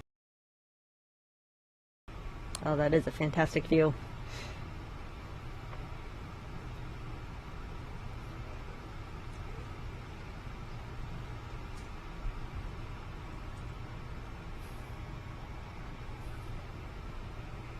And this crew access arm can move faster than it's doing right now under certain circumstances, right? Absolutely. If it needs to go back to being up against the capsule, it can move quite quickly, actually.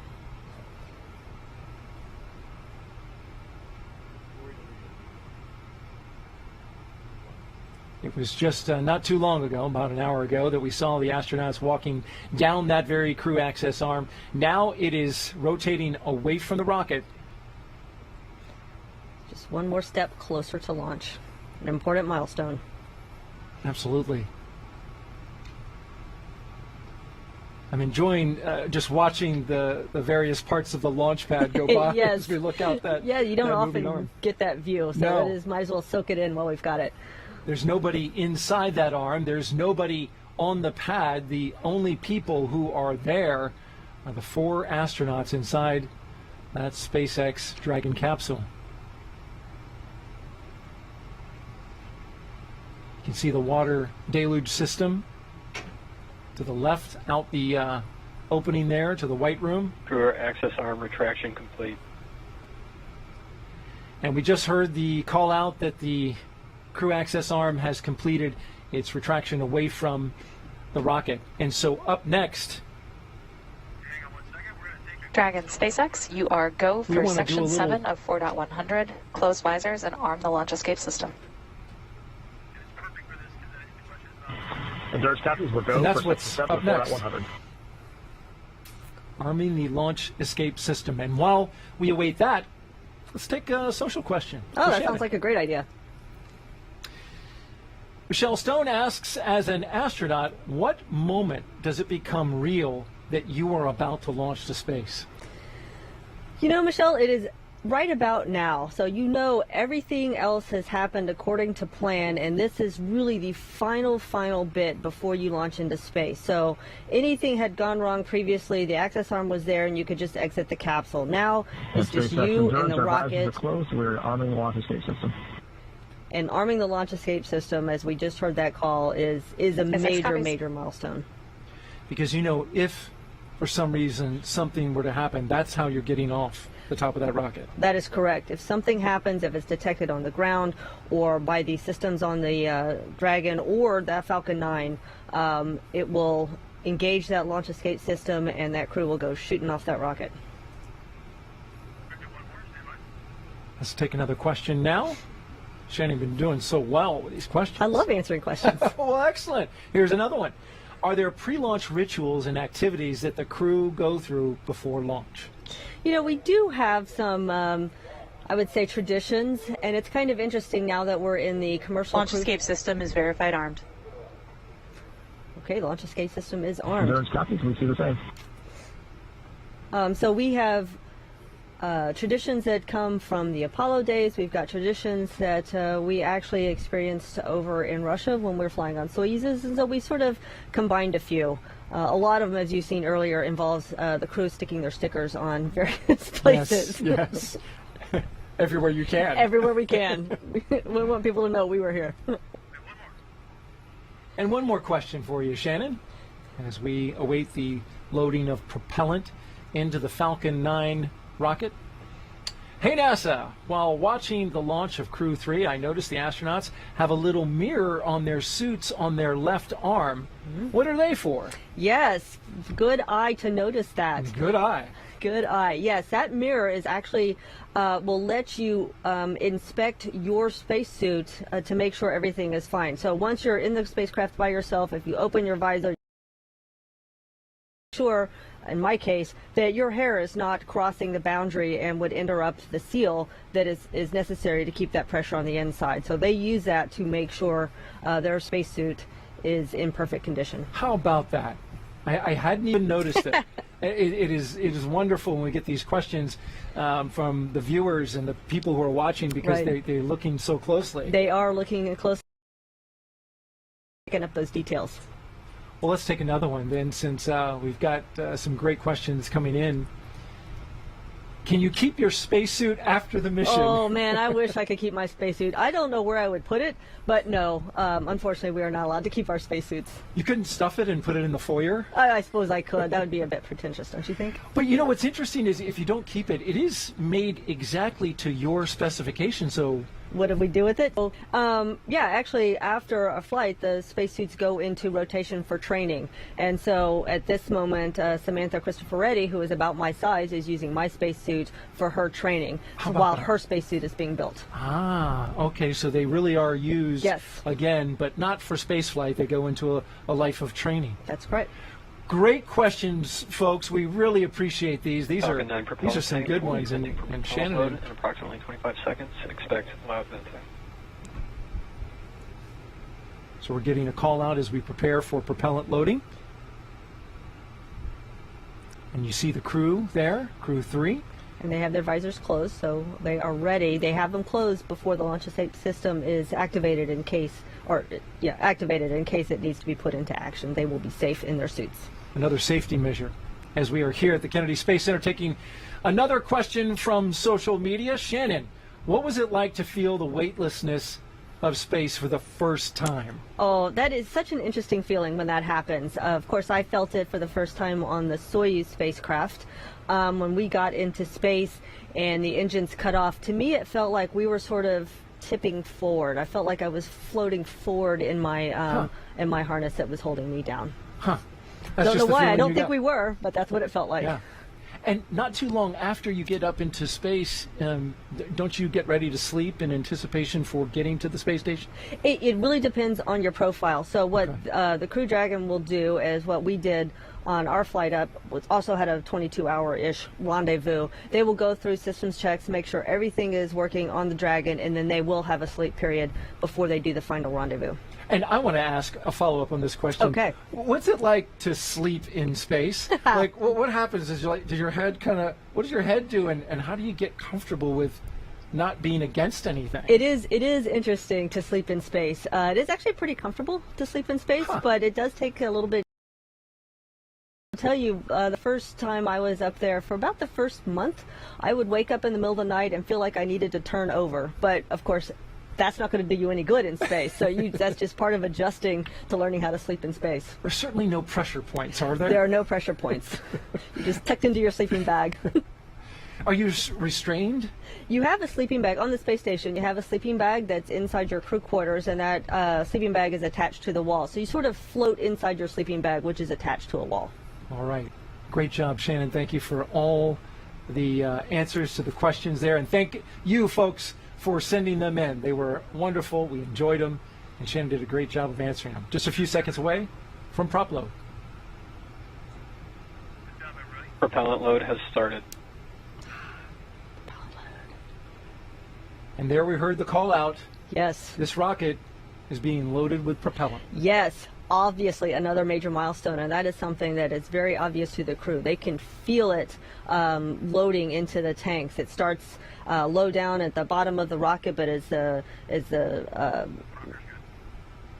propellant gets, the tanks get more full, it gets more vibrations and louder as it gets closer to the crew. Yeah, you can hear that inside the capsule, right? Definitely hear it. You know something big's getting ready to happen. Absolutely. Well, we are T-minus 34 minutes and counting away from the launch of Crew Dragon's third flight with astronauts and the second for 2021. Today begins the next 6-month rotation mission to the International Space Station. The launch escape system is armed, as we just heard, which happens just before we have started loading propellant onto Falcon 9. That propellant is now flowing into Dragon. The Dragon capsule propellants about a week and a half ago, just a few miles down the road at what we call Dragonland. And in order to fly, Dragon needs a fuel and an oxidizer. So for the fuel, we use monomethyl hydrazine, or MMH, and nitrogen tetroxide, or NTO, for the oxidizer. Together, these propellants feed the Draco engines that must maneuver Dragon on orbit, as well as the 8 Super Draco engines that would power the launch escape system in an abort scenario.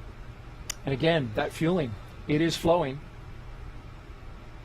And that means the 8 Super Draco engines inside Crew Dragon are ready. If needed, they can launch the capsule away from the Falcon 9 rocket in an instant, should there be any kind of emergency associated with the rocket or the pad. And the NASA and SpaceX teams have trained extensively for exactly that type of contingency. So we'll send it over for now to SpaceX headquarters in Hawthorne for an operations update with John I.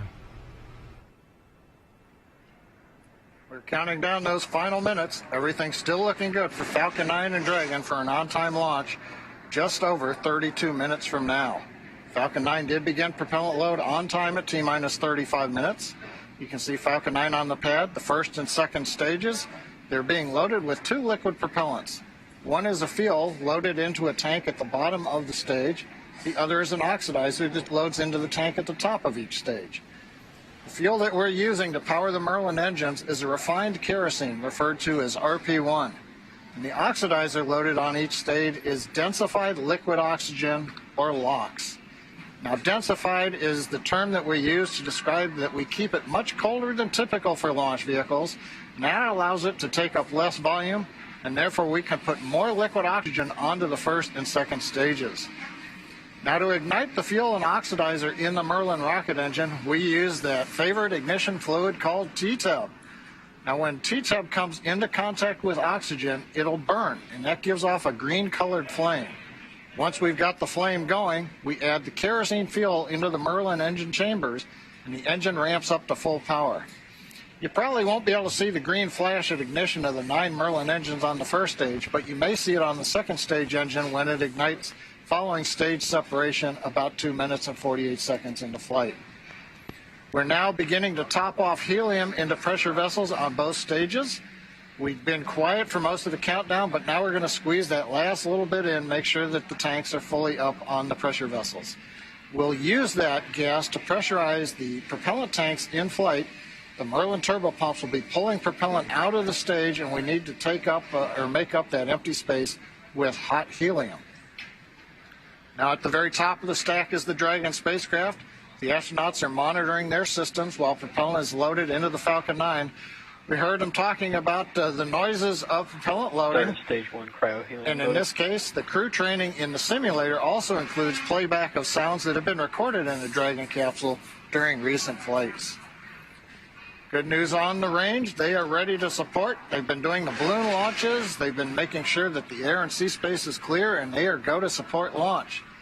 And the good news on the weather front, a little while back, the launch weather officer came and reduced the probability of violation from 30 to 20% The biggest thing that we're going to be looking for is precipitation, and that's less than 10%. The wind speeds are low, probably about 5 miles per hour or less. So everything is actually looking good. Now, as a reminder, we do have an instantaneous launch time for tonight's countdown.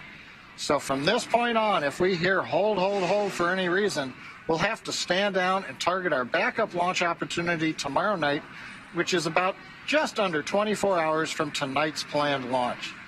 But with that, everything's looking good, and we're going to turn it over to Jesse and Courtney for an overview of what comes after liftoff. Great. Thank you, John. We love good news. For Crew 3, the astronauts' flight to station will take about 22 hours. As we await T-0 in just about 28 minutes, the ground operations teams are doing a series of systems, and Falcon 9 are ready for launch. You're looking at a live view of our teams at the Cape as they prepare for liftoff. As we wait for the launch clock to hit 0, we wanted to give you an overview of what the ascent portion of the mission will look like. Once we hit T0 and a successful launch occurs, we will watch Falcon 9 and Dragon lift off from the historic launch pad 39A and make their ascent. At about 50 seconds into flight, Falcon 9's engines will throttle down to help pass through the period of maximum dynamic pressure on the rocket, or what we typically refer to as max Q. It's worth noting that once we hit max Q, the vehicle will be going supersonic. Now, once we are through the period of maximum dynamic pressure, we can throttle up our 9 Merlin engines again. Now, from there, at about 2.5 minutes into flight, we have a series of 3 events that will happen in rapid succession. First is MECO, or main engine cutoff. This is where all 9 Merlin 1D engines shut off in preparation for stage separation, which is our second event. This is where the first stage detaches from the second stage, with the first stage making its way back to the Earth for landing as the second stage continues on its journey with the third event. SES-1, or second stage engine start number 1, is where the MVAC engine lights up and propels the second stage along with our Crew 3 astronauts into orbit. As Stage 2 heads towards its targeted drop-off orbit, Stage 1 will execute 2 burns in order to make its way back to Earth. The first is the entry burn, where 3 of the 9 M1D engines will reignite and then shut down. Now, this helps to slow the stage down in preparation for entry back into the Earth's atmosphere. While the first stage is heading back to Earth, the second stage will cut off its 1 Merlin engine that was ignited right after stage separation. Once that happens, we will wait for confirmation of a good orbital insertion. About 90 seconds after Dragon gets into orbit, Falcon 9 will land back on Earth. The landing burn is just a single engine burn, but it's powerful enough to bring the vehicle's speed down rapidly in order to land on the drone ship at about 9.5 minutes into the mission. And while Falcon 9 first stage is landing, Dragon is preparing to separate from the second stage. At about 3 minutes after the second stage gets into orbit, we should have a great view of Dragon with its 4-person crew drifting away from the second stage. Once Dragon is a short distance away, it will begin checking out its Draco maneuvering thrusters to make sure Dragon continues to increase separation distance from the second stage. It's worth noting that these are not the Super Draco engines that would be used during an abort scenario. About 40 seconds after separation, Dragon's nose cone deploy sequence will begin. It will take roughly 4 minutes for the nose cone hooks to unlatch and open, exposing its guidance navigation controls, or what we call GNC, that will help the Dragon autonomously fly to the space station. And lastly, once the nose cone is deployed, the remaining Draco thrusters on the forward bulkhead will be checked. From there, over the next 22 hours, Dragon will be in its rendezvous and approach phases, undergoing a number of phasing burns as it makes its way to the International Space Station. All that will be coming up soon, but for now, let's check back in with Sandra in Mission Control Houston.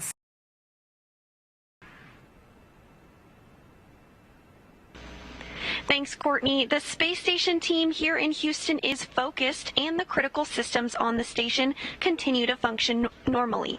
The teams have verified the command path from the ground up through our constellation of communication satellites to the space station. Everything is nominal, and the station will be ready to receive Dragon tomorrow.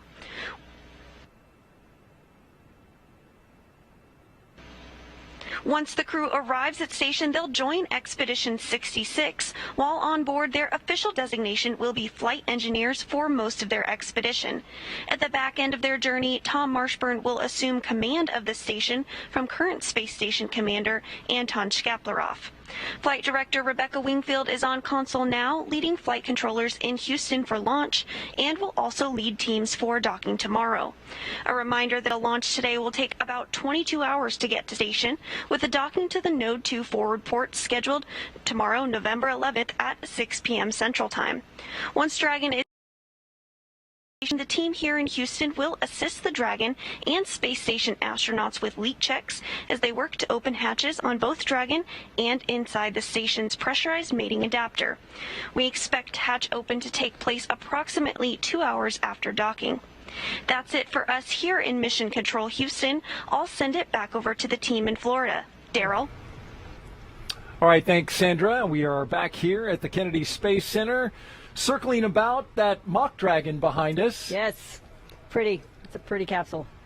This lady right here flew on one, Crew 1, not too long ago, and had an incredible experience, 6 months up on the International Space Station. Yes, 6 months. It's hard to believe that I've been home 6 months already, but here you are, here ready I am, to watch a launch. Watching the next one go.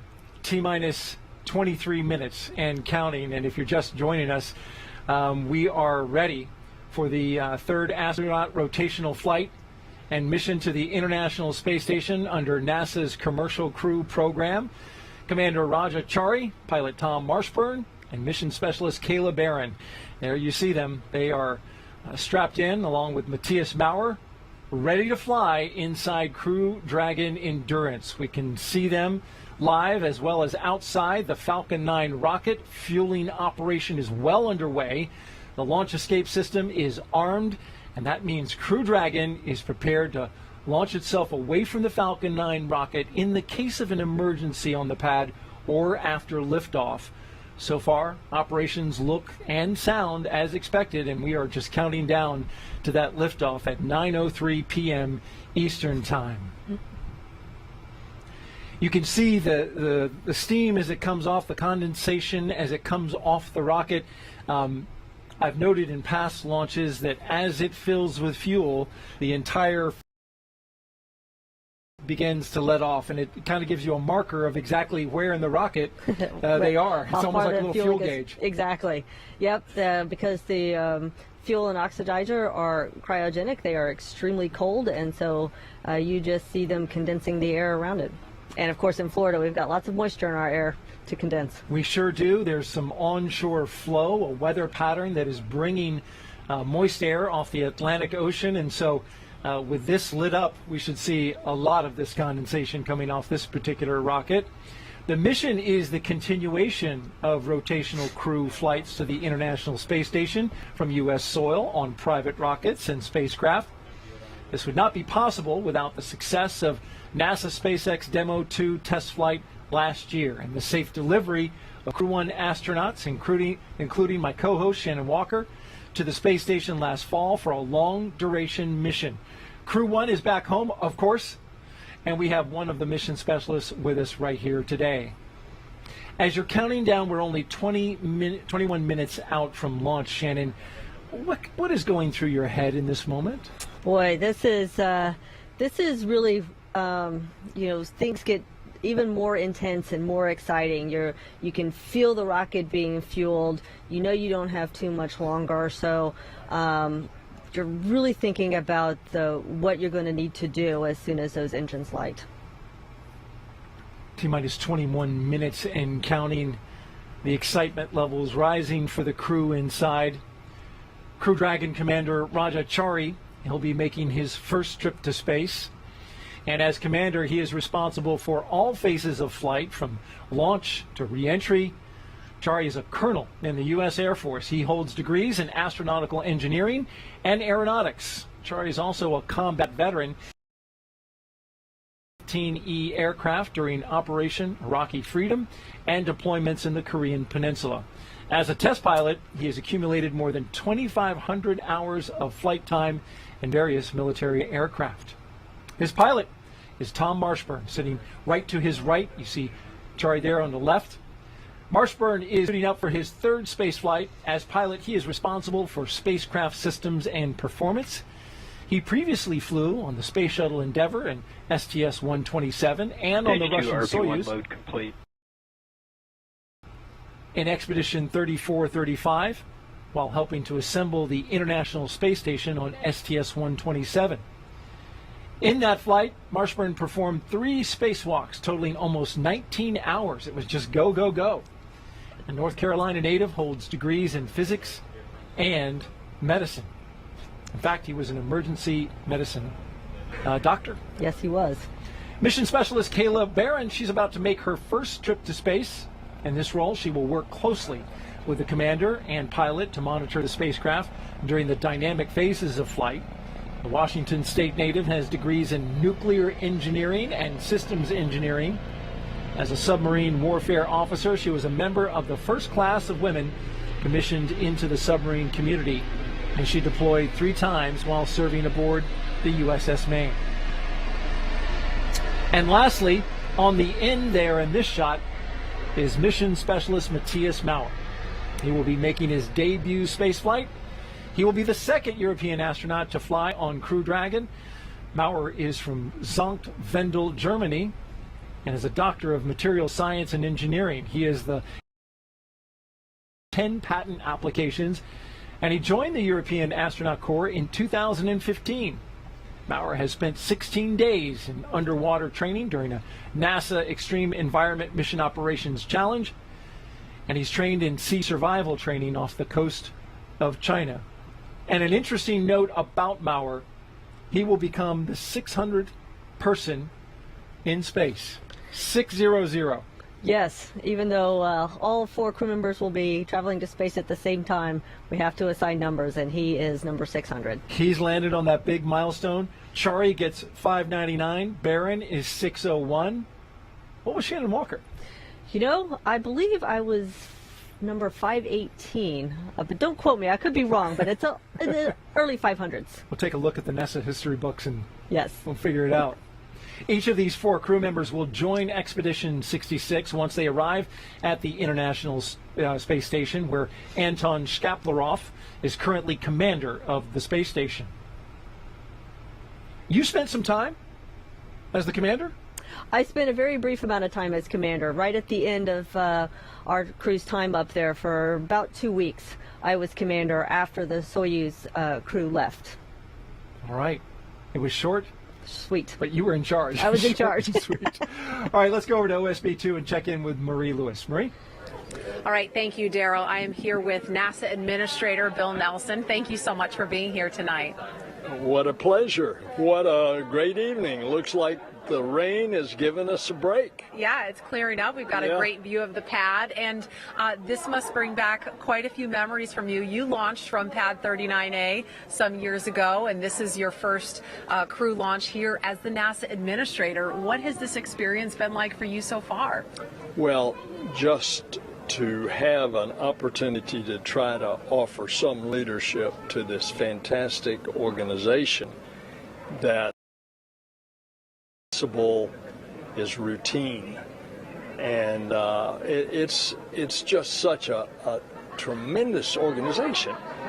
You know, it's been voted the best place to work in the federal government for the last 9 years straight. Stage 2 so launch load is has it begun. any wonder that everybody's excited all the time, and here's another tonight. Absolutely. And you launched on the Space Shuttle 61C years ago. How did that experience change you, and how do you think it's going to change the astronauts that are going to space for the first time tonight? It happens to every space flyer when you look back at Earth from the position of Earth orbit, and you see this beautiful creation, our home, the planet, suspended in the middle of nothing. It makes you want to be a better steward of our planet. It's extraordinary. As you orbit the Earth every 90 minutes, and then, of course, the properties of microgravity in space We're learning how to make new materials, new drugs. All of these things are going to come in a commercial operation that we're taking off the surface of the Earth and we're taking to space, and now we'll take it to the moon, and then who knows, we're going to take it on out into the cosmos. And speaking of the success of this program, years ago, over 10 years ago, this program started. You were a part of that. There were a lot of skeptics at the time in the aerospace industry about shifting this low Earth orbit to commercial industry and this partnership with SpaceX. And here we are now. What does the success of this say about what we can do when we do it together? And still, today, people have difficulty making that transition, but the proof's in the pudding. And the pudding is out there on Launch Pad 39A right now. A commercial operation with considerable NASA help, and when it comes to the safety of our astronauts, NASA's going to be all over it. There's the proof. A very successful commercial operation. NASA Administrator Bill Nelson, thank you so much for your time. Daryl, we'll send it back to you. All right. Thank you, Marie, and Administrator Nelson. Some good words there about our future exploration plans. Want to remind you, if you listen on radio, you can catch the frequencies for our local radio. If you're in the area watching out at one of the locations, you can check it out on local amateur VHF radio frequency 146.940 and UHF radio frequency 444.925. You can see it on your screen there. So if you need to step away from whatever you're viewing it on, be it your laptop, your tablet, you turn on your portable radio and you'll be able to listen in. Now, as we get ready to launch in the final few minutes, we want to take a look at some pictures that have some particularly significant meaning to the Crew 3 with their booster. A pre-flown booster. Crew 3 will fly aboard a new Dragon capsule, but that booster is pre-flown. This one launched CRS-22 to the International Space Station 5 months ago, and looks like they're giving it some love. Yeah, it's always a good idea to hug your booster. It's pretty special to get to actually go touch the rocket that's going to take you into space. Well, it's about to pin them back into their seats here in just a few minutes. At the time of launch, 9:03 p.m. Eastern, the space station will be flying 258 miles over the North Atlantic, about east of Newfoundland. You can see here the track of the International Space Station, and then from that moment, it will be catching up to the International Space Station once it leaves the coast of Florida. And with T-minus 12 minutes and 30 seconds until liftoff, we want to focus now on the pad as we proceed through the final stretch of the countdown. We'll turn it over to Hawthorne to take us through the launch and ascent. John? Thanks, Daryl. It's just over 12 minutes, and everything is still looking good for launch of Falcon 9 and Dragon. Falcon 9 did begin propellant loading on time at T-minus 35 minutes. The RP-1 fuel loading on the second stage, you can see up at the top, the white cylinder at the very top of the stack.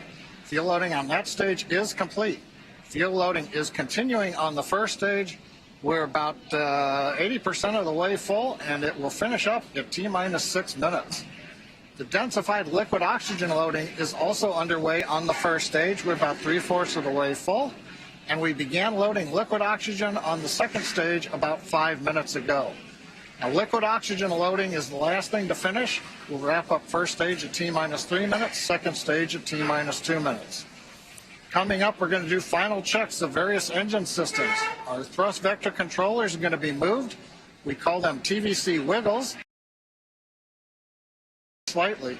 We'll also be moving throttle valves on the engines to make sure that they are responding to commands from the ground in preparation for flight. The Dragon mission director has reported their team is working no issues. We're going to hear from Dragon in about a minute here on the countdown. Their comm checks are complete. You can see the access arm is retracted. The launch escape system is armed. Crew is strapped in and they're ready to go. They'll get their final instructions at T-minus 10 minutes. They'll be told to configure their displays for launch. And that setup will give the crew insight into how the launch is proceeding and provide them constant updates on vehicle health. At T-minus 5 minutes, we'll be in terminal count, and Dragon will go to internal power, and we'll hear continued call-outs on the countdown net as we get closer to liftoff. And finally, easy to say, range is go, weather is go. So right now, Courtney, we're coming up on T-minus 10 minutes. One of the things that we'll hear on Dragon flights that we don't hear on other ones is the abort call-outs during the countdown. Can you enlighten us a little bit on what goes on with that? Yeah, John, great to hear that everything is going well. We're continuing to track that Dragon and Falcon 9 are ready for launch. But just in case anything were to happen, Dragon is fully prepared to initiate an abort. Upon liftoff, you'll be hearing number and letter combinations on Dragon's trip uphill, which will mark different abort zones throughout the flight, the numbers signifying the stage of flight and the letter as the abort Dragon zone. SpaceX, The first confirmed crew displays are configured for launch. Copy. Endurance displays are completed for launch. And copy that. Crew 3, we are honored to have you at the controls today as the first crew to fly aboard Dragon Endurance. We wish you a great mission, feel good, Godspeed, and enjoy the ride. Thanks, Sarah. And sometimes when you try to fly on Halloween, you get a trick instead of a treat. But how honored and appropriate to get to fly Endurance on Veterans Day. We're proud and honored to represent the SpaceX and NASA teams as we head to the ISS to live and work on groundbreaking science for the next 6 months. And there we have it, some final words from the crew aboard Dragon, and a good luck from the Corps here on the ground to the crew. John, with everything still looking good, that next milestone of engine chill is coming up next. That's right. The next major event that we have is T-minus 7 minutes. It's what we call the engine chill event. The big thing that happens there is we open the pre-valves that feed the Merlin 1D engines. So super chilled liquid oxygen will be trickling through the inlet to the Merlin turbo pumps, and that'll help chill those turbo pumps down before we hit them with the full flow of liquid oxygen sequence in the last 3 seconds before T0. So what we'll hear is a call out says stage 1 engine chill has started. We'll be monitoring all 9 engines to make sure the aux fuel pre-valves are all open. We're also chilling down second stage engine as we get ready for launch. And you'll hear an additional chill down of the second stage called out once we get into flight, a little bit before 2 minutes into flight, when we'll do a final chill of the upper stage engine turbo pumps. And if you might be able to hear behind me here in Hawthorne, a lot of energy. Folks are gathered around Mission Control Center, watching on the big monitors as we get ready for launch in just over 7 minutes and 40 seconds. Now, in addition, as I mentioned before, as we get ready at 7 minutes to open the pre-valves and begin the engine chill sequence, we're also getting ready then to move into check-out reviews. The fuel trim valves are being cycled. Make sure that those are working. We use that to throttle the amount of propellant going through the first stage down to the engines as we go through flight. Coming up on T-minus 7 minutes, we'll listen into the countdown now.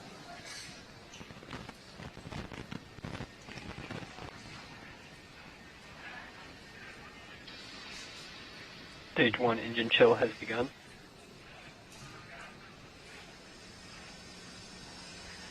Well, you've heard it. We're through another milestone. Next one coming up here at 6 minutes. Yep, that's right, John. And that RP1 kerosene is filling that second stage. We're anticipating a little longer for that first stage to be completely filled with that RP1 refined kerosene. Liquid oxygen will continue to flow through the first and second stages up until the final few minutes before launch. That next call will be that the stage 1 RP load is complete, coming up now in about 15 seconds. Stage 1 We'll RP1 stand by load for that complete. call now. And confirmation, we have a complete fill of RP1 on the first stage. Now the first and second stage are completely filled with that RP1 kerosene.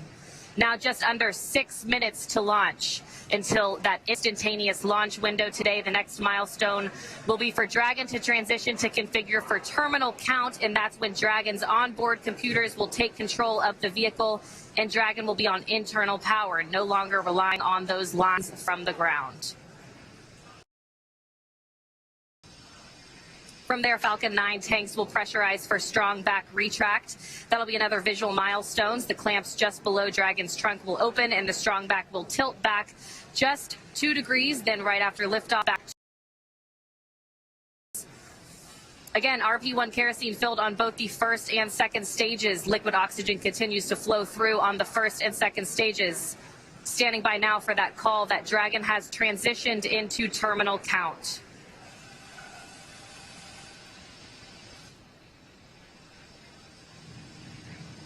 Dragon isn't configured for terminal count. Falcon 9 propellant tanks are pressurizing for strong back retract.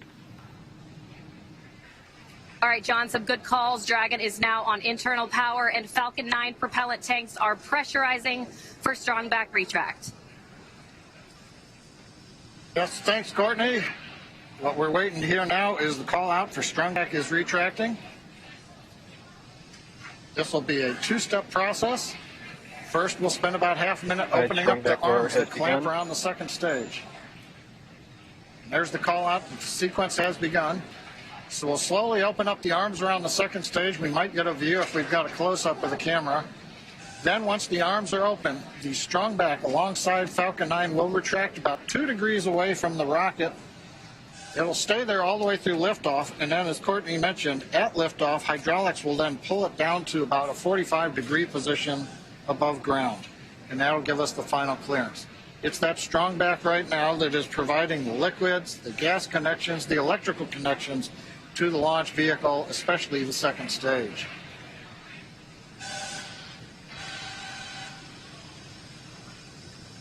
We're hearing some of the venting of the vehicle as we are pressurizing and depressurizing at various steps. As we get ready, you'll see a burst of depressurization there on the second stage.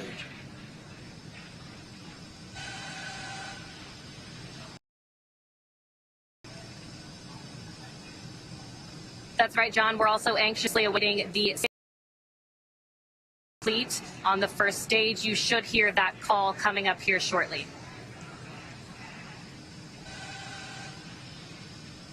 Stage 1 locks load complete.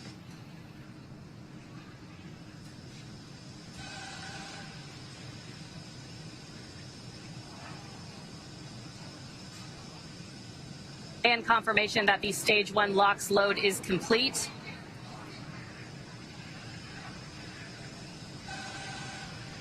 Right now, LOX is going to continue loading on second stage. Dragon That'll wrap up count at T-minus 2 power. minutes. Dragon's gone internal power. Now again, at T-minus 2 minutes, we'll finish liquid oxygen loading, and then it propellant lines that go along the strong back, and we'll typically get a large cloud of condensation at about 90 seconds before launch as we see the propellants come back down off of the strong back to prepare for liftoff.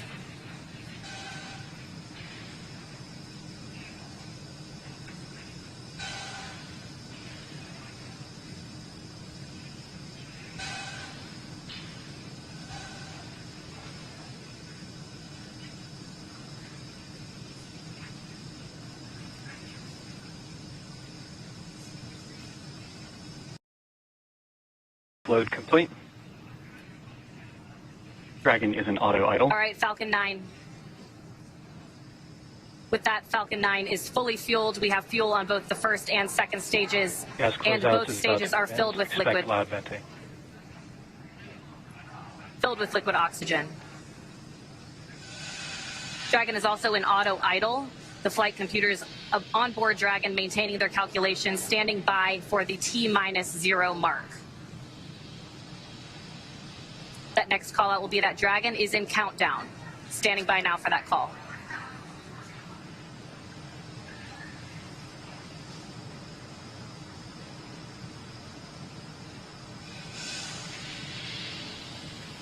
FTS is armed, Falcon 9 is in startup and is now controlling. Dragon is in countdown. All right, the final minute before launch. Just 47 seconds to go. Everything is Dragon, ready for an SpaceX, on-time launch today. Go for launch. Endurance copies. Go for launch. ground teams are ready, and Crew 3 is ready for liftoff, heading for that instant launch window.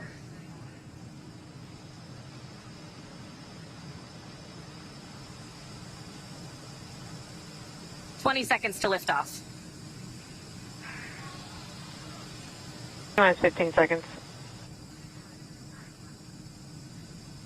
10, 9, 8, 7, 6, 5, 4, 3, 2, 1, 0. Ignition. And liftoff. God. 3.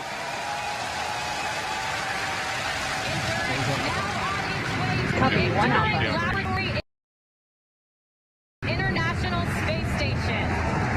Vehicle is pitching downrange. Stage 1, propulsion is nominal. And that's the call we want to hear. Good performance on that first stage so far. T plus 30 seconds. Falcon 9 powered by 9 Merlin 1Gs. Pushing Dragon into low Earth orbit on the way to the International Space Station. Power and telemetry nominal. Stage 1 throttle down. And we're into the throttle bucket. In preparation for max Q.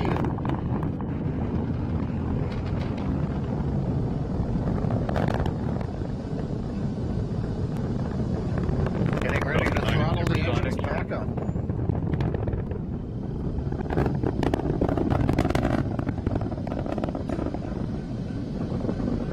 Stage 1 throttle up. Execute. Stage 1 Bravo. Copy, 1 Bravo. 1 Bravo call is for the second stage abort mode on the first stage. That is going to take them through the first stage, burning just before the second stage activates off the coast of North Carolina. That next milestone coming up shortly will be MVAC chill underway.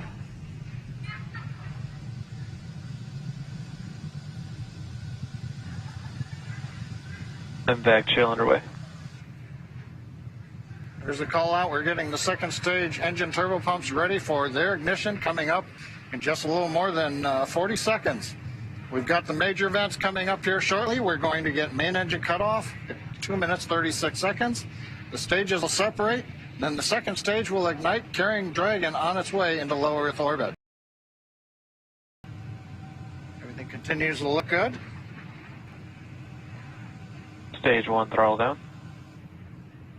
Stage 1 throttling down at 3.5 Gs.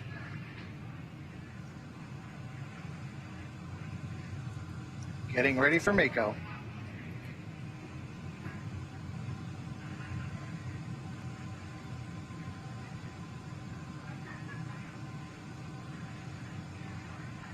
MECO. Stage separation. Copy, 2 Alpha. All right, we have ignition of the second stage. And you saw that green flash of that T-TEB fluid. And Crew 3 is now on their way to the International Space Station. On the left side, first stage, you can see the titanium grid fins coming out, the streaks of the exhaust of the second stage engine going by, and the lights of Florida down in the background. Acquisition signal. That's right, and on your right, that second stage glowing. With that red color we like to see, indicating everything is proceeding well.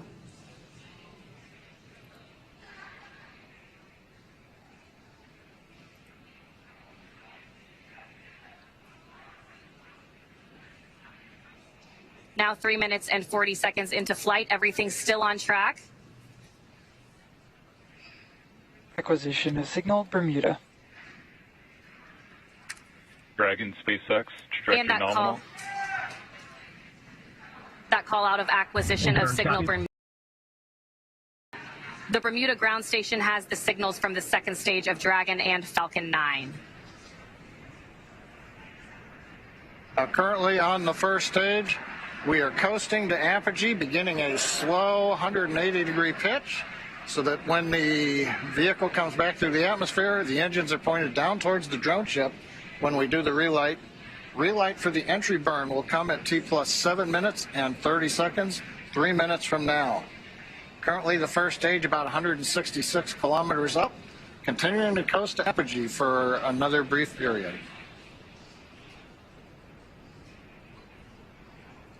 Meanwhile, that second stage still propelling the Crew 3 astronauts up the eastern seaboard, and it will continue to fire. That's about a 6-minute burn to deliver the astronauts into orbit.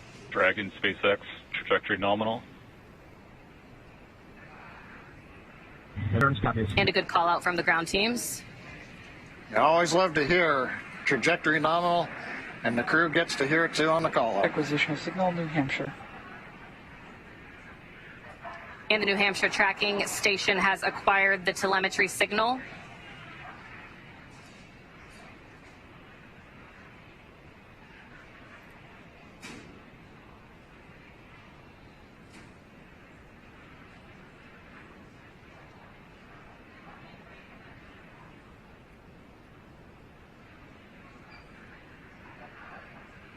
Five minutes and 30 seconds into flight today, everything is still proceeding nominal.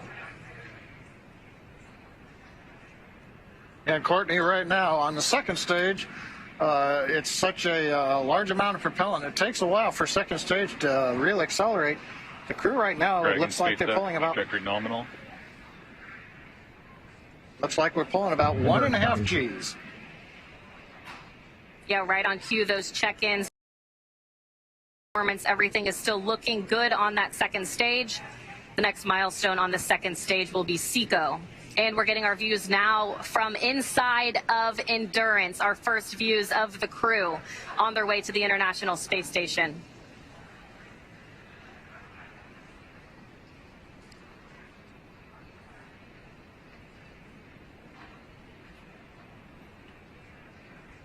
We're 1 minute away from entry burn of the first stage. Hopefully we'll get a camera view back on the first stage as we light the 3 engines to come back into the Earth's atmosphere.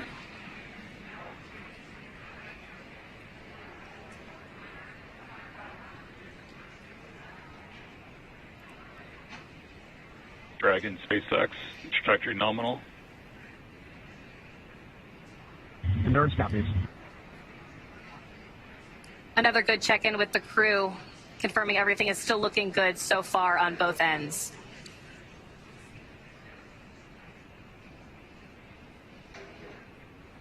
That next milestone coming at 7 minutes and 30 seconds will be entry burn start.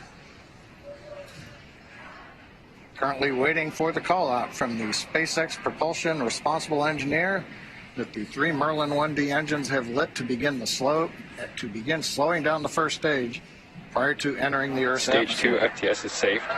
Stage 1 entry burn is in startup. We've heard stage 1 entry burn to start up. We've lit the center engine.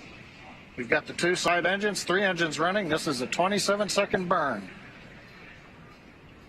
This will slow the first stage down. We'll then enter the atmosphere where the grid fins begin to work, and then we will fire the single center engine as we approach the drone ship. Stage 1 entry burn shutdown.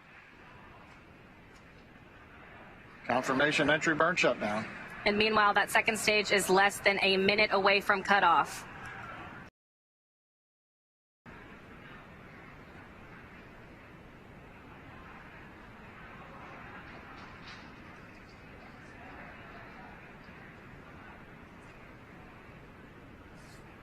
Stage 2 in terminal guidance.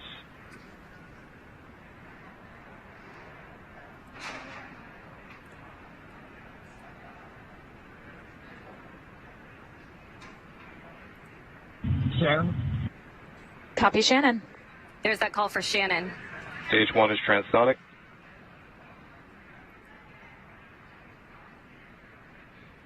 Stage 1 decelerating as we prepare for entry burn. But our attention is right now looking at stage 2 as we get ready for shutdown.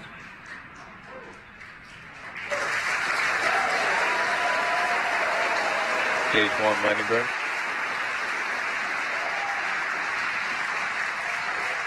Dragon, SpaceX, nominal orbit insertion.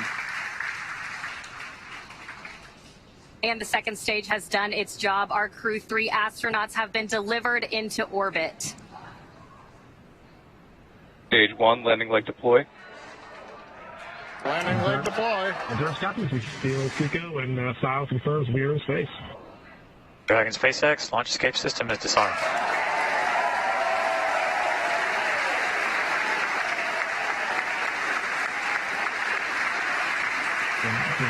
Stage 1, landing is confirmed. And we've heard the call out. Stage 1 landing is confirmed. Loss of signal at Cape and acquisition of signal Newfoundland. Some great call outs. That next milestone is spacecraft separation around 12 minutes into flight.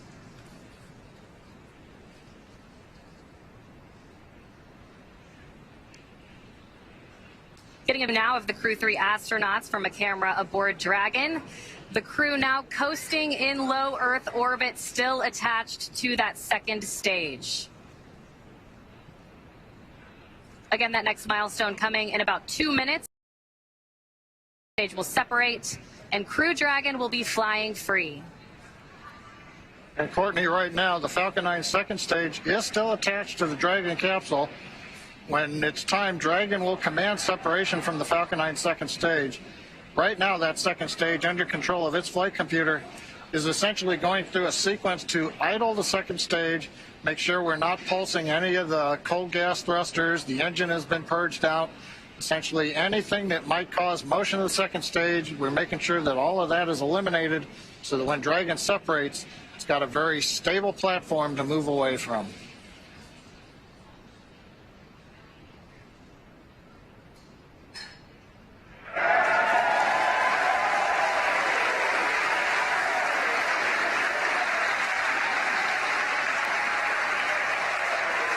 The cheering in the background, they're getting video back of Falcon 9 first stage on drone ship as we get ready for Dragon separation.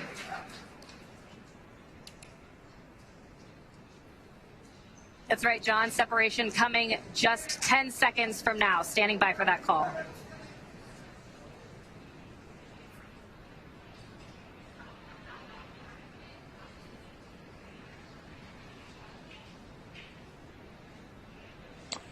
Expected loss of signal, Wallops.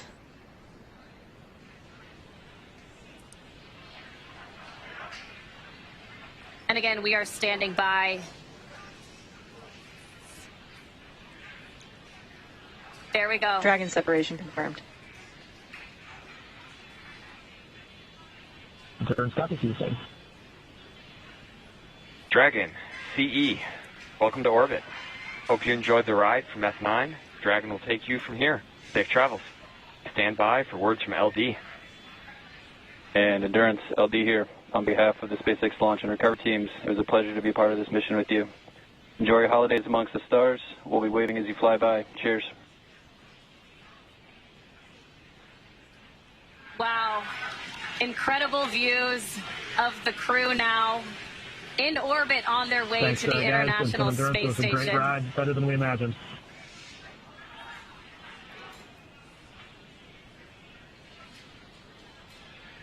And some final words from the crew as well. There they are, our Crew 3 astronauts. Now in orbit.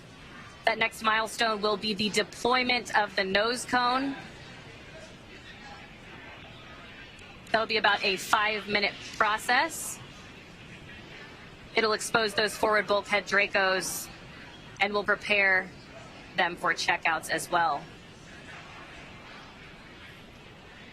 Hey, Courtney, watching them in zero-G right now, working their displays, it looks so easy, but we had the benefit of watching the launch team, the spacecraft team, the NASA team, everybody working here for the last weeks, working through this, and it's good to see it come out looking just so easy right now. Yep, it's been a long time coming, and we're so excited to see them in orbit. Dragon, SpaceX, nominal dehumidifier activation and service section Draco checkouts. Endurance copies, VTSA will be opening visor slowly. Well, it was a beautiful launch from here at Hawthorne headquarters. at SpaceX headquarters here in Hawthorne. I can't imagine how the launch looked from over at Kennedy Space Center. Yeah, pretty incredible launch. We also got to see their zero-G indicator on the screen. Turtle, so I'd love to hear the story behind that. But an amazing launch, an amazing day so far. Yeah, that's right. And with that, we'll go ahead and send it back to Kennedy Space Center. Daryl, how was the launch from your end? Well, it was simply stunning. Thanks. We're back here at the Kennedy Space Center with Shannon Walker, Crew 1 astronaut, Michelin specialist from that mission.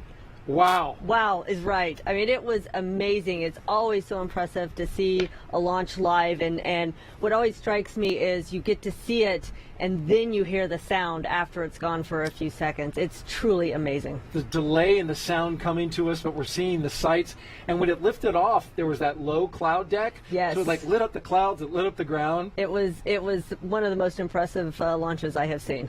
And that rumble was probably one of the loudest I've heard. I don't know how to explain that. I don't either. I mean, it seemed louder to me than most launches, and it was really rattling this whole setup where we are here. Just a boom, and then we saw the zero-G indicator. Yep. A turtle. A turtle, of course, because there's turtles on board. 2 turtles on board, and of course they had to convince the other 2 astronauts to let them do turtle, right? Right. And apparently they did. I don't know who won that arm wrestle, but I guess it was the turtles. It was the turtles. All right, we're joined now by Frank Vinna for the International Space Station. Thank you very much for joining us, and congratulations. Yeah, good evening. Yes, indeed, beautiful launch. Astronaut flying on Crew Dragon after Thomas that just returned last night. That was in Cologne. Welcoming him in Cologne after his space mission, and now I'm here to see off Matthias. It's a great times for the European Space Agency. What a turnaround that must have been to be in Cologne there with Thomas, coming back, and literally just days later seeing off one of your ESA astronauts, Matthias Maurer. Yeah, it's a great time for us because we have 2 astronauts back to back, and we will also have Samantha Cristoforetti that will fly in April next year. So for the first time, we will have for 1.5 years permanently ESA astronauts on board of the space station. So it also shows that ESA is really stepping up to the game. We are more and more engaged in the ISS, but also in the lunar program with our NASA colleagues in the Gateway. We will have 3 astronauts flying to the Gateway before the end of this decade. We are doing a new astronaut selection, so exploration is really also taking off in Europe.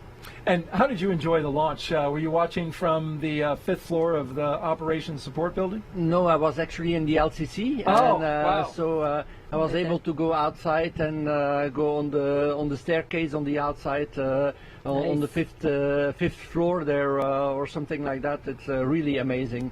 Like you said, you see the light and then the sound, and you're really on the stairs there. You feel everything rumbling. So it's a really amazing launch. Now you 2 are familiar with each other, Shannon Walker and Frank DeVinna. Yep. Explain that. Well, we have a common job, and so American astronauts work with these astronauts, and so we actually go way back. Yeah, we go way back because we were together in training actually. When I was doing my mission in 2009, Shannon was also in training on Soyuz. So indeed, we go way back, and we have worked a lot together. So tell me, did you get a chance to talk with Matthias before, in the days leading up to launch? Yes, I talked a couple of times with him, not as much as I would have wanted because, again, the launch was a little bit delayed and I had to be back in Europe welcoming Thomas, but I think he's very motivated, of course. It's his first flight. It's always like this. Of course, also a little bit curious what's going to happen because it's different. A second flight and a first flight is totally different. At least for me it was, because you go into the unknown, and it's always a little bit scary to go into the unknown. You know that the people expect a lot of you. Matthias has a whole science program, not only an ESA science program, but also for the benefit of NASA, JAXA, and of course every astronaut wants to perform to the best of his abilities, and of course that also brings these thoughts with him. But I told him that he was excellent in training, and I'm sure that he will do a great mission as well. ESA Program Manager for the International Space Station, Frank DeVinna. Thanks for joining us in the post-launch interview. We really appreciate it, and congratulations. Thank you very much. All right, let's send it over to Marie Lewis at the Operations and Support Building with another guest. Thank you, Daryl. I am here with NASA Associate Administrator Bob Cabana.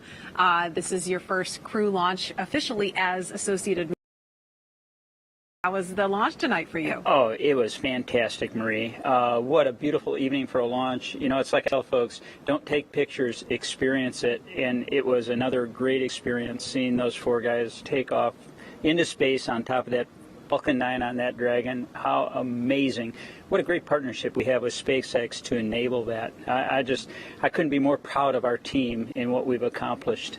And we now officially have more than 600 people who have been to space. Matthias was number 600. Kayla Barron is number 601.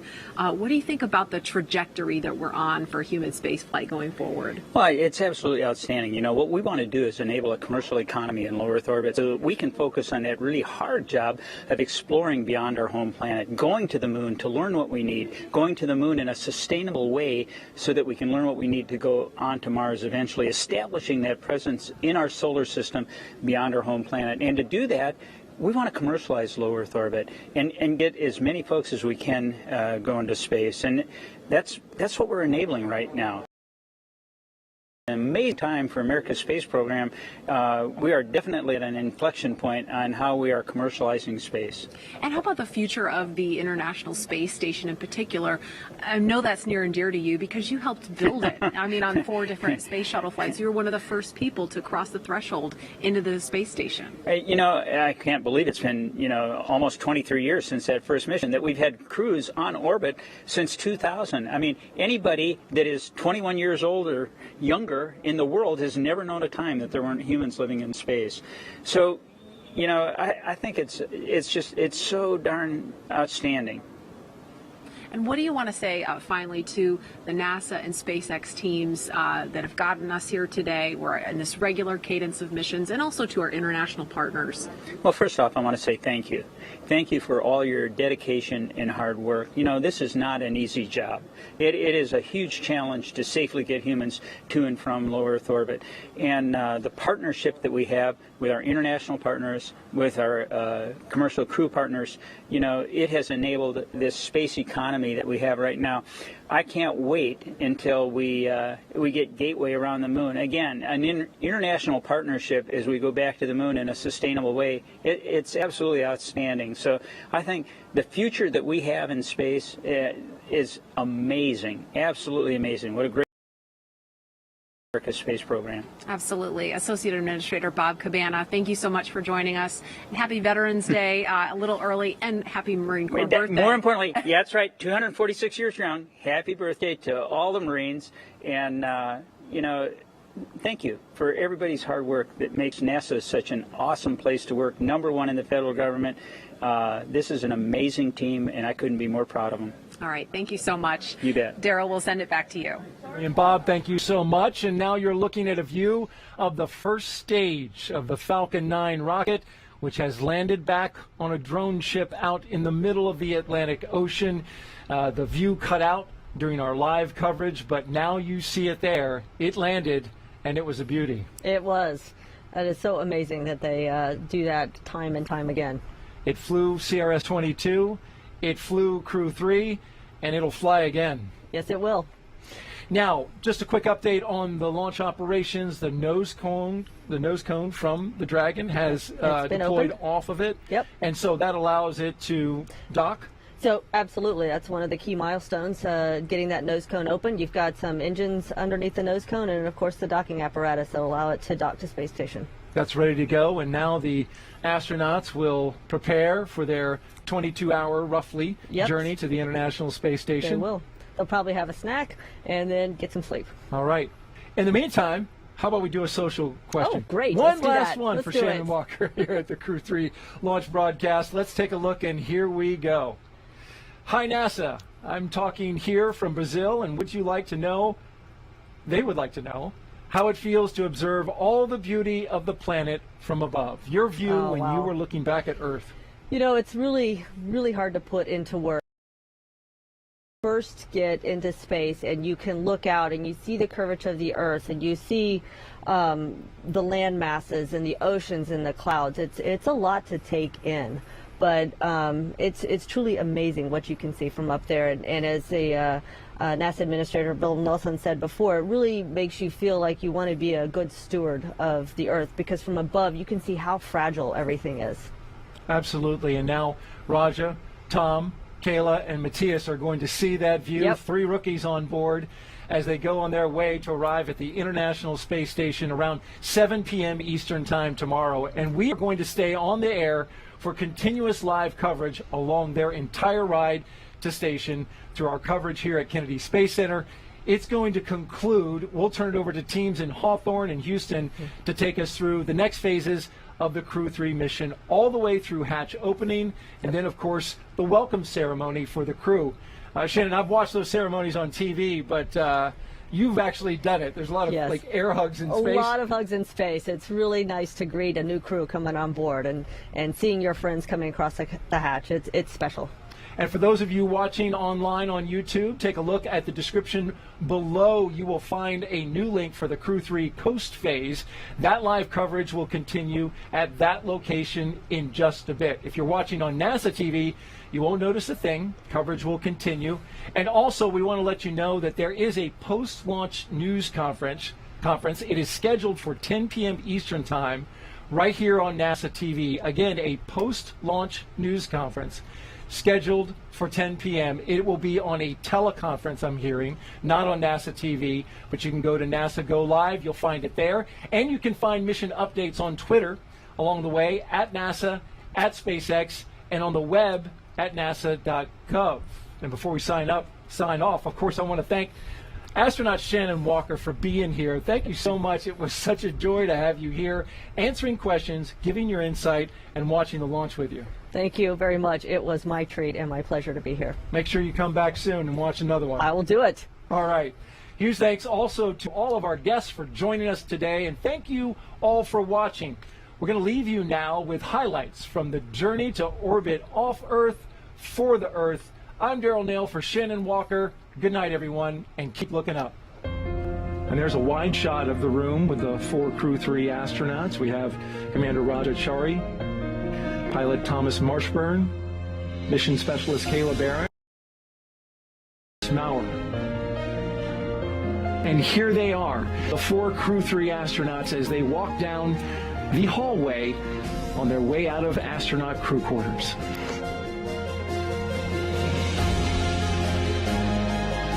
And here they are, indeed, the Crew 3 astronauts taking their first steps outside before their journey to space.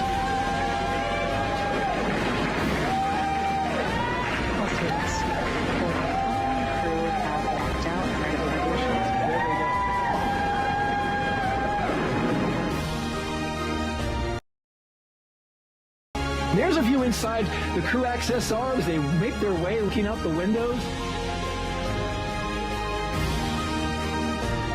We'll watch Tom ingress to the Dragon capsule carefully. Watch your head. Yep, watch your head, watch the seals. 4 crew members of Crew 3 now inside Dragon. And you can see the suit techs are there helping them get strapped in. Initial comm checks are now complete. Next up will be seat rotation. As you can see, the hatch being closed right there.